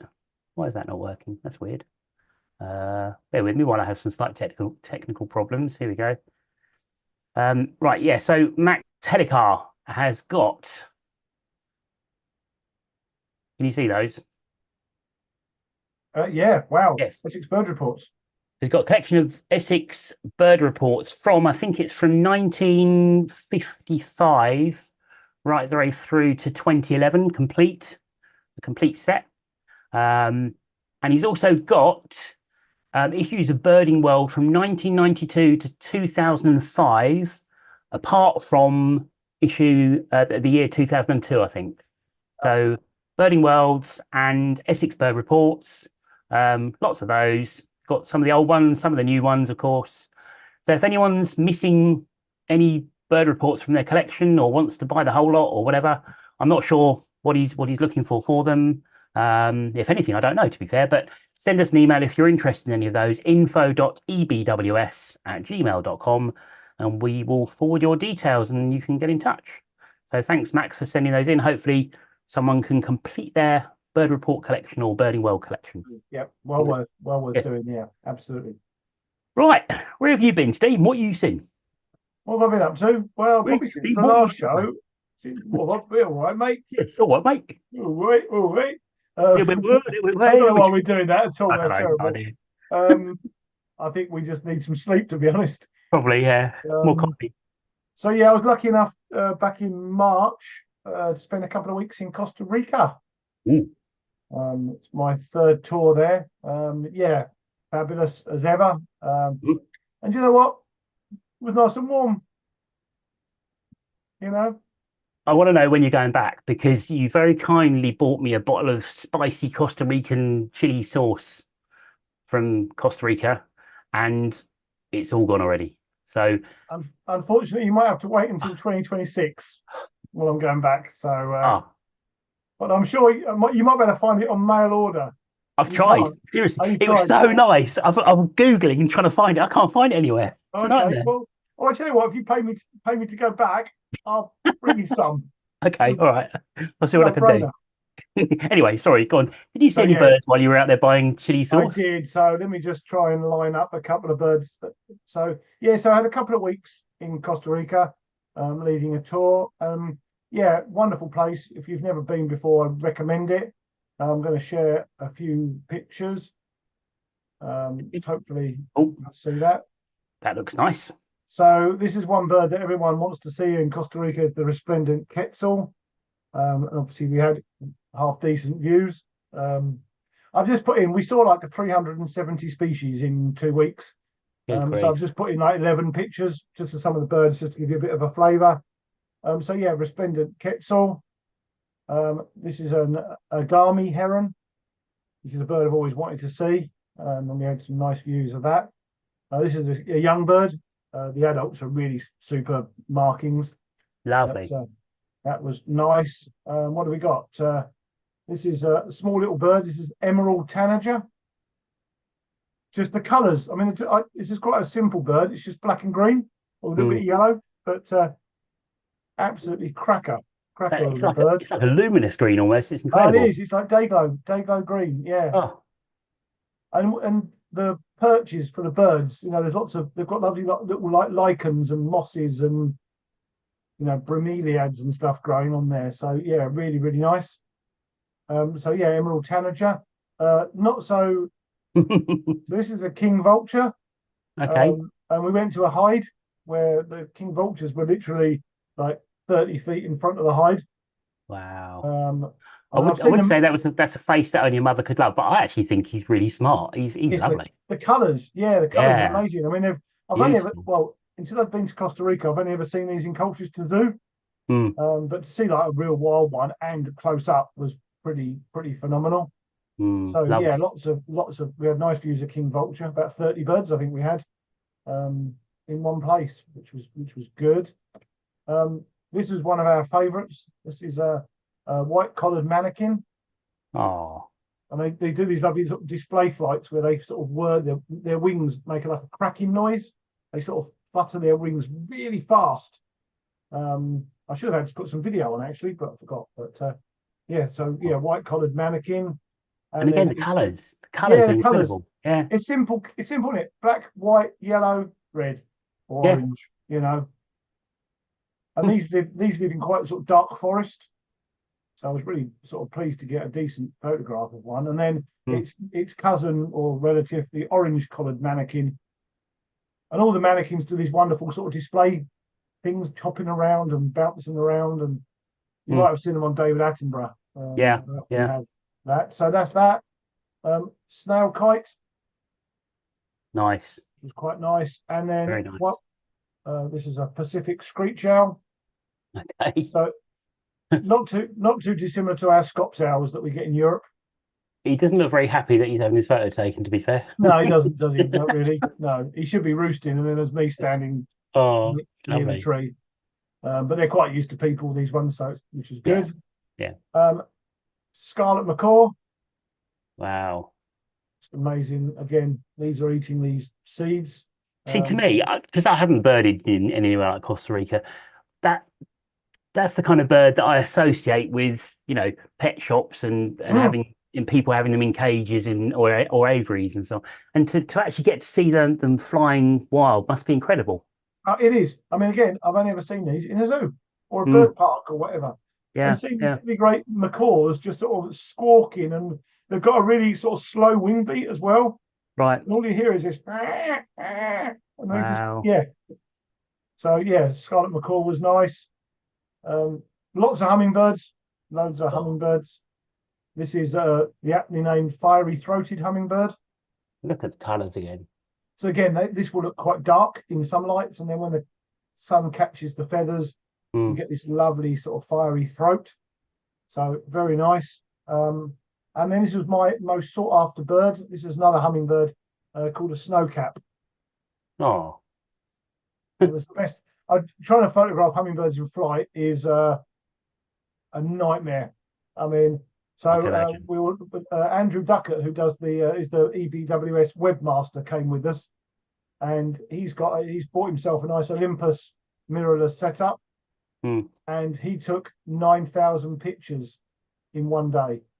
Good grief. Not in a week or A 2 day. weeks, in one day. Oh my goodness. I haven't seen some of these shots yet, so I'm looking forward to seeing those. But yeah, Wow. so yeah, snowcap, which was my number one bird, which I really wanted to see. What And sort of then shutter speed do you have to try and get a hummingbird in you're looking flight? at I mean, 2000th of a second. It depends. Yeah. It depends whether you want to get because they do a bit like a kestrel. They sit in one place, and their wings Mm. are obviously going like the clappers. So you can get slightly blurred wings, sharp body, or you go high shutter speed and everything's sharp.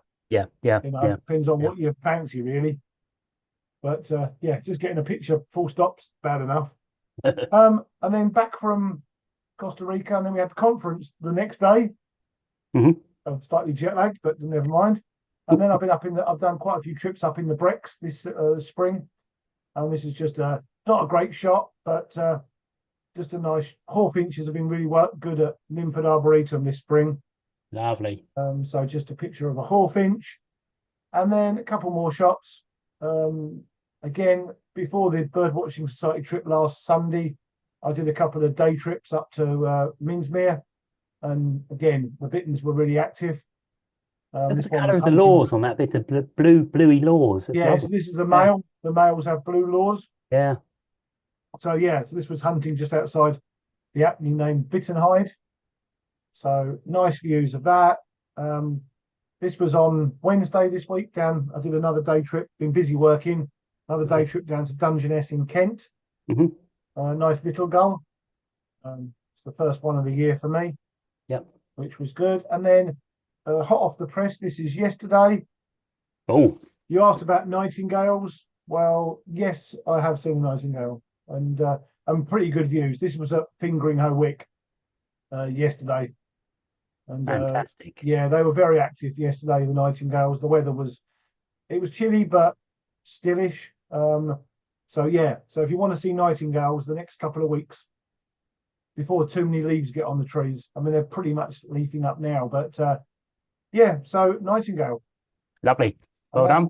That's me. That's me done. I've not seen nightingale yet this year, but I've heard a few. I heard one at Ardley actually yesterday, which was nice. Good bird Just to around the there. corner. Yeah. Right. So I'm not quite as colourful or exotic as your pictures, but Doesn't have to be. this was actually, I've just done what I've seen or highlights since the last show we did. So this was actually a couple of days after the last show. There was a snow bunting on the beach at East Mersey. Nice. So I've been playing around with a new lens. So I managed to get sort of quite low and get a nice shallow depth of field on that. And Yeah, lovely. I like that. nice smart bird. They're Yeah, they're that's a pretty birds, beauty. aren't they, snow bunting? Beauty. And I had quite a close encounter actually with a short-eared owl in the evening in sort of to the west of Colchester, believe it or not, just on the outskirts of Colchester.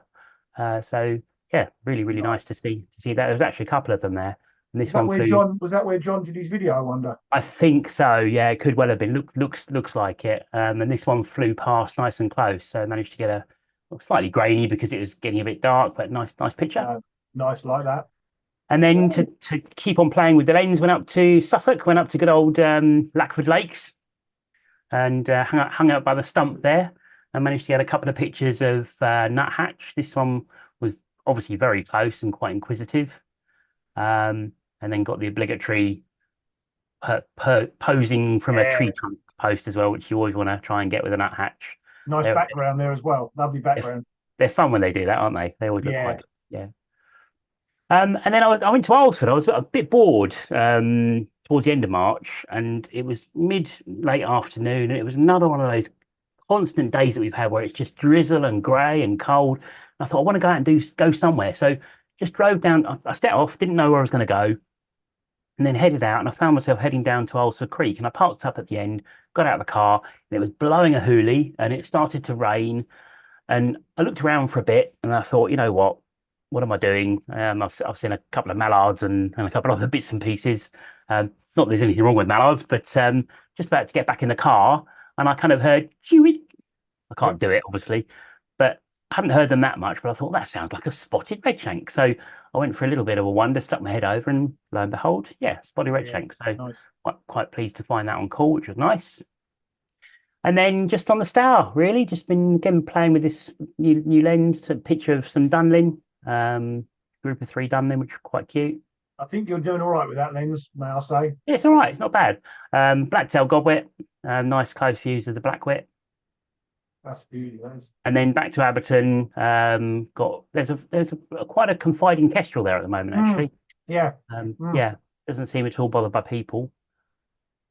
And then this was interesting. So there was a tufted duck, and I wanted to get a picture just showing the fact that tufted ducks are not just black and white. When you get the sunlight on them, you get that iridescence in their feathers that comes out as greens and purples and all sorts of colours. So managed to get a picture, but then look at that. Oh, it's nictitating membrane. Nictitating membrane. Excellent. There you go. So another nictitating membrane picture to enjoy. And that one's gone right the way across the pupil of the eye. So. That looks a bit like spooky, isn't it? It's a bit evil. I know. The evil tufted duck. Exactly. Yeah. I really quite like that. And then had a day up in the Brecks with yourself and John Ward. Yep. And we managed to get some views of Hawth. John picked this out, actually, didn't he? Yeah, he did. At Linford. I think I was watching a blue tit at the time, and John went, "Oh, there's a hawfinch." So that was nice to see. I was watching the chaffinch. Yeah. So good old John, thank you. And then we also had some amazing views of otter up in the Brecks as well, didn't we? We did. It was really close views. I mean, certainly the highlight of the day for us, wasn't it? It was we watched 2 of these otters for like an hour and a quarter or something daft. Yeah, it was just crazy. Phenomenal. And they completely. I mean, at one point they sort of came up out of the water and just sniffed. Yeah. And then they just carried on, and we kept a respectful distance. But seriously, we were just so close to them. It's unbelievable. Yeah, incredible views. Nice. And then very finally, Ardley Reservoir. I've had my first yellow wagtail for a couple of years, which I was really pleased with. Lovely. That's nice male. Beautiful. Nice male, yeah. Nice male with his yellow throat. And just to prove that at the end of a great crested grebe's courtship dance, they do in fact sometimes have a little kiss. There you go. They could be Siamese grebes. No, I think they're kissing. I like that. If they're Siamese grebes, I'll have to go down and separate them, and that won't be very nice. So let's stick with the kiss. Oh, that's lovely. That's lovely. There you go. Nice. Right, anyway. Beautiful. Beautiful. Good. Nice shot. Right. Pictures. Okay. And we've also got anything on the feedback at all while I line up the next? It's just a couple of Frankie, a couple of things from Frankie. So he's hoping to photograph nightingales at Fisher's Green on Sunday. So good luck, Frankie, with that.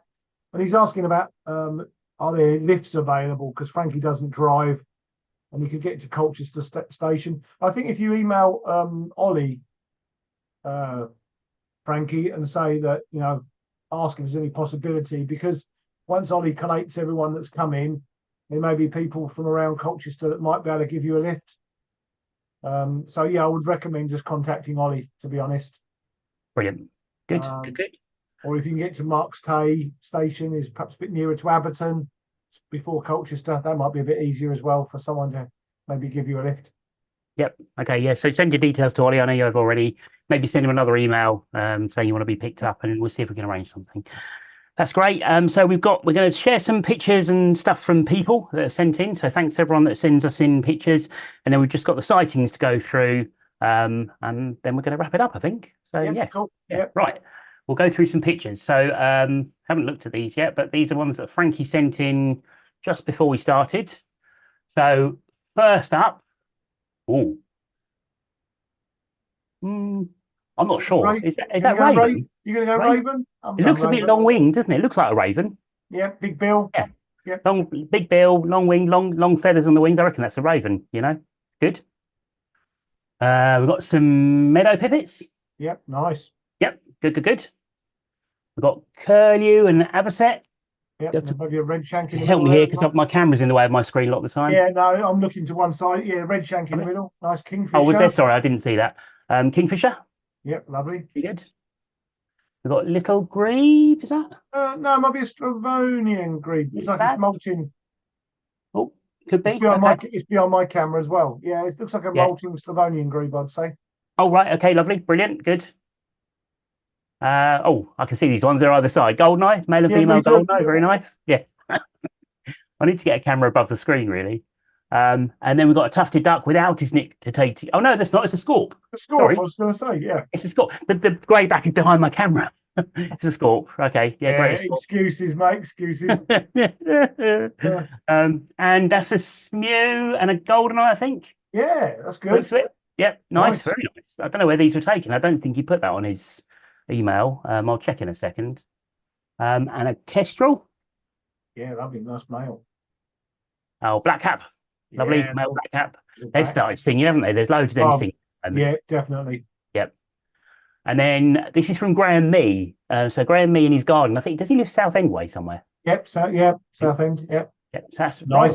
rather a smart siskin there. Yeah, Yeah, very with nice. a crest there, with a like cresty. Yeah. Yeah, really nice. Nice male. And jackdaw on the fat balls. I've not seen that before. Wow, just goes to show, doesn't it? They'll try Yeah. anything, won't they? Yep. A lovely pale eye. They're gorgeous birds, I think. I like jackdaws. Yeah. I Yeah, like me jackdaws. too. That's a nice And then shot. That is. This was almost one for you, Steve. I'm not sure if I can pick one out though. This is a line. Oh man. I know this. I like this line of black-headed gulls, and I was trying to find you a meg gull in there, but I don't think there is one. I can't see one. Oh, if my camera wasn't right in front of me, I'd have my eyes right up to that Yeah, no, I screen. don't think there is. I think they're all black-headed gulls. Oh, that's an amazing shot. That is. That's a And great it's just that picture. one bird just coming in. Yeah, love that. Really good. Oh, So I love thanks, it. That's Graham. cracking. Well done, Graham. That was Priory Park, Southend. So I like that. Then we've got Ian Dale, Littlebury, near Oh. Saffron Walden. Cracking picture of a red kite. Stunner. And the underside of the red kite as well. Maybe the same Oh. one, not sure. And also from Ian Dale, Littlebury again. What's this? What's this? Grey wag's out. Young grey young wag, one. isn't it? Looks like a young That's- one. That's early in the year. Wow. My word, that is. Yeah, that is early. Super Okay. early, that is. Yes, you've got the black wings, grey, obviously grey on the back, and then you just got the telltale yellow rump there, or yellow vent, Yeah. sorry. Yeah. Okay, Wow. lovely. Wow. I thought it was young grey wag, but when I saw it, I thought it can't be, not this early. Yeah, okay. Oh, there you go. Should have done that picture first. Wow. That might have helped, yeah. Nice. Good grief. Yeah, brilliant. What a nice set of pictures that is. Like that. Gorgeous. Thanks very much, Ian. Lovely. And then Jan. So remember at Minsmere we got the really distant views of the stone curlew? Yep. So Jan went for a walk. I think he went and found a local pub to get some well-earned sustenance. And he obviously managed to get a slightly closer view of stone curlew. Oh, wow, that's a lovely shot, that is. That's a great picture. I love that. That's really good. And same, I presume, same bird again, just the front on view. Yeah. Oh, Back on nice. there. Yeah, lovely. Also from Jan, the wheat ear, one of the wheat ears at Minsmere. Really nice. And this is Mo and Dave. So they have said, oh, hang on a minute. Sorry, Frankie did say his pictures were taken in Raynham Marshes, King George V Reservoir and Fisher's Green. So the sort of Okay. Lee Valley area. Yeah, nice. Yeah. This is from Mo. And Mo and Dave said not birds, but they counted 60 green-winged orchids with more to come on their wildflower meadow. That's amazing. 60 green-winged orchids. That's superb. That really is superb. And Ian Dale, sorry, I'd forgotten I printed these. The grey wagtail fledgling was seen yesterday. So Wow. that's literally yesterday. He said this today. So Still good to know spring is here. That is early, isn't it? Still seems early, but things are early this year. So And he saw his first swallow in the village on the 21st of March, which is, again, pretty early. And his second was yesterday. So, yeah, that's good. and if you want to see, just back, if you're going to Fingering this weekend to see nightingales, maybe there's an on the walk to Margaret Hyde near the meadow at the top of the hill. There's a nice show of green-winged orchids there. Oh, nice. Okay. Worth a look. Lovely. And this is from Nick Lay in the East Tilbury area. They've got a nice male shoveler. That's lovely. Smart. And female gadwall. Yeah, Gadwall. Yeah, female gadwall by the looks of it. With the orange down the side of the bill there. Nice, even orange sides. And another one behind me. Oh, that's a wheat here, isn't it? Yeah, chicken is. Yep. Nice chicken wheat is here. your mirror. And a common white throat, I think. The Yep. white throat. Yeah. Common white throat. I really should look at these beforehand, so it looks like I know what I'm talking about. Don't know about it. And another wheat ear. Looks like a female-y wheat ear there. Nice. And this is also from Nick Lay. This looks like another common white throat, I think. Mm. Yeah. Very nice. Got a slight juvenile feel to that. You think? That's weird. I mean, it's not obviously, but Mm. yeah, no, it's just a white No, throat. okay. Yeah, okay. Yeah, cool. Pete Dwyer. So Pete Dwyer, a sighting of a male redstart in bushes on the dunes in Dunes are Alvor in Portugal. Oh, There you okay. go. Nice. A Portuguese common redstart. Well, And hopefully that. oh, go on. I was going to say, hopefully that'll be migrating up through Essex very soon. That'd be nice.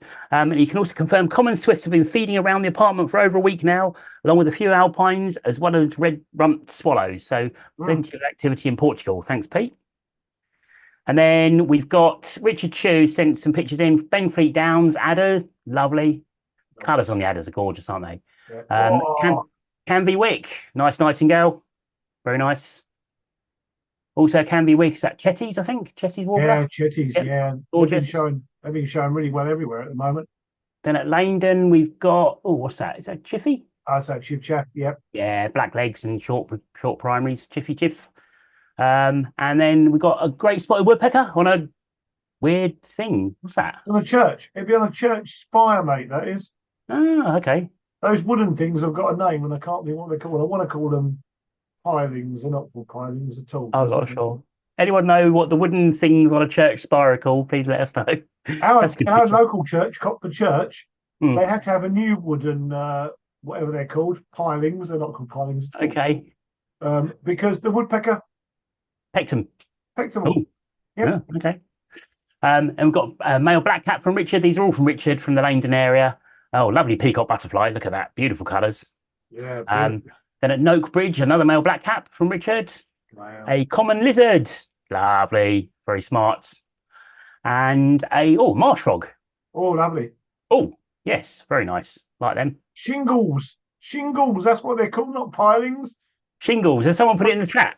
Yeah, I was close, wasn't I? It's a good Very job we've got Maurice Knott and Ron Furman. We've got educated people watching this show tonight.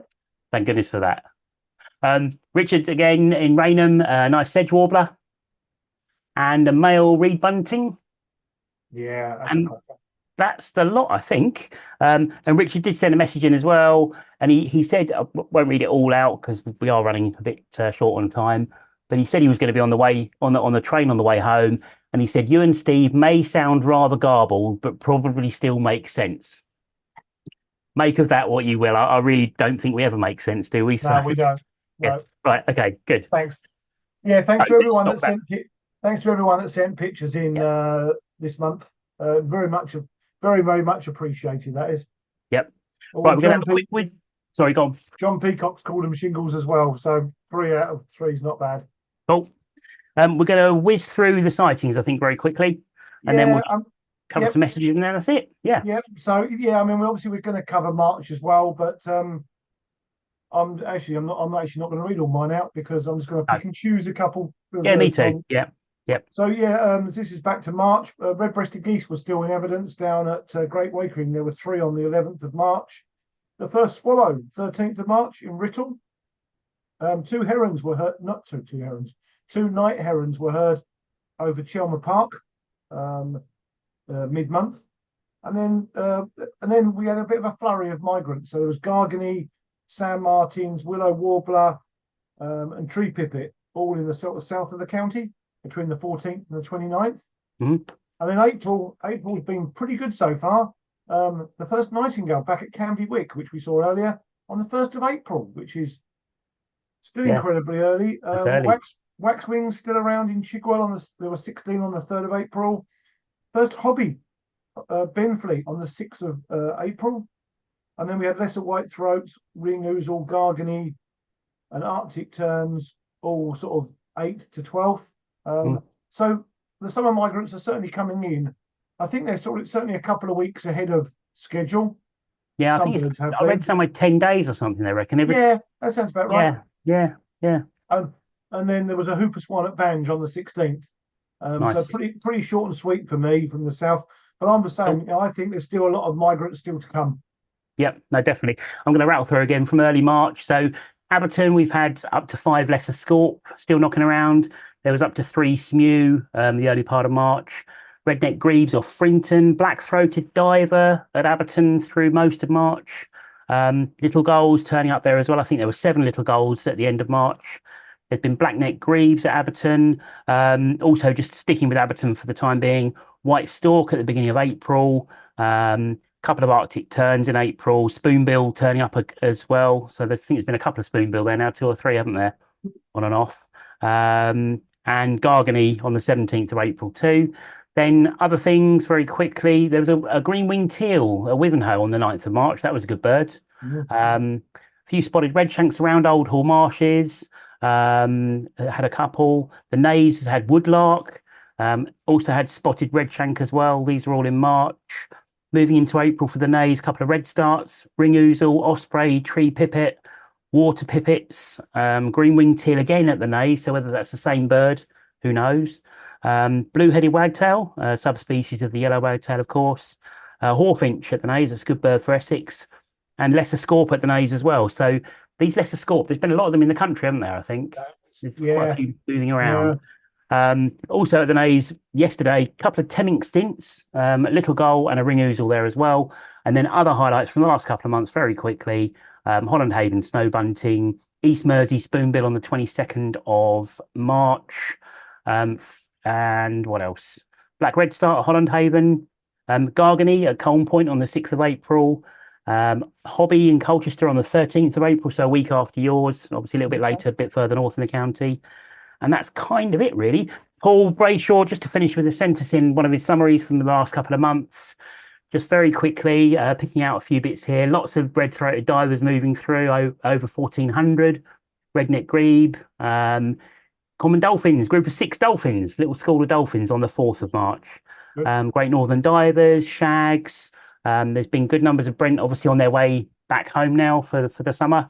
Over 1,300 on the 12th. A couple of velvet scoters on the 14th of March. Also black redstart locally. Lots of movement of finches and starlings and things. He's had osprey, he's had woodlark, firecrest. His first wheatear was on the 18th of March. Lots of cormorant movement on the 21st of March. He's had 3 gargany on the 30th, 16 little gull on the 31st. And then into April, he's had wimbrel, yellow wagtail, willow warbler, hobby, 90 medgulls on the 8th. That'd have been a good day for you. Hey. His first common term was on the 9th of April. Oh, go on the 10th, Steve. 104 medgulls on the 10th. That's even better. Gets better and better. And a ringneck parakeet to boot. And then finally, what have we got? Monthly peak so far of 114 linnet, 49 swallow on the 13th, and 2 black-throated divers today to bring it right up to date. Cool. Thanks very much, Paul. He said, March has felt very underwhelming with no significant movements of diurnal migrants, certainly compared to previous years, and watching generally being hard work with generally low numbers of divers, gannets, fulmar, etc. However, as the following demonstrates what I've just read out, the rewards were there, but typically you had to put in at least 2 hours every day of continuous watching. So well done. I don't know how you do 2 hours on a scope non-stop every day, but yeah, because it makes your eyes go funny after a while. But you come up off your scope and you're like, yeah, exactly. Yeah. Well, I am anyway. So you're like that before you go on the scope, though. To be fair. Exactly. Yeah. Right. Any feedback quickly? No. Cool. No, right. nothing. Okay, that's done. Is anyone watching? Perhaps it's a wrap. I think they were going to sleep. Well, we might just be. We're just about 2 hours, so that's. Yeah, that's it. We're done. That's good. Right. So field trip waiting list. Don't forget, if you do want to come on the field trip next month, if there are cancellations, send your details through to Jerry. The information's on the website, and he'll put you on the waiting list. So you might get lucky. That's to Old Lodge on the 5th. Did we say? Yep. Sunday the 5th. We've got the Bird Aware Essex Coast pop up on the 3rd. 3rd of May. Yes. Again, check our website and social media for more details of that. Definitely. And we're coming back, aren't we, next month? Well, we've got the Young Birders event as well on the 6th. Yes. Oh, blimey. Yes. Don't forget that. Yes. And yes, you lucky people. We'll be, yeah, or maybe not so lucky people. We're back. We're going to be back at the end of May. Actually, when we asked what people want us to do, it'd be funny if someone had put "Don't come back." That would have been fun. Yeah. Oh dear. Luckily, no one said that. But they're going to start now. Let's go quickly. No, Chris and Graham have both said Thanks for an entertaining evening.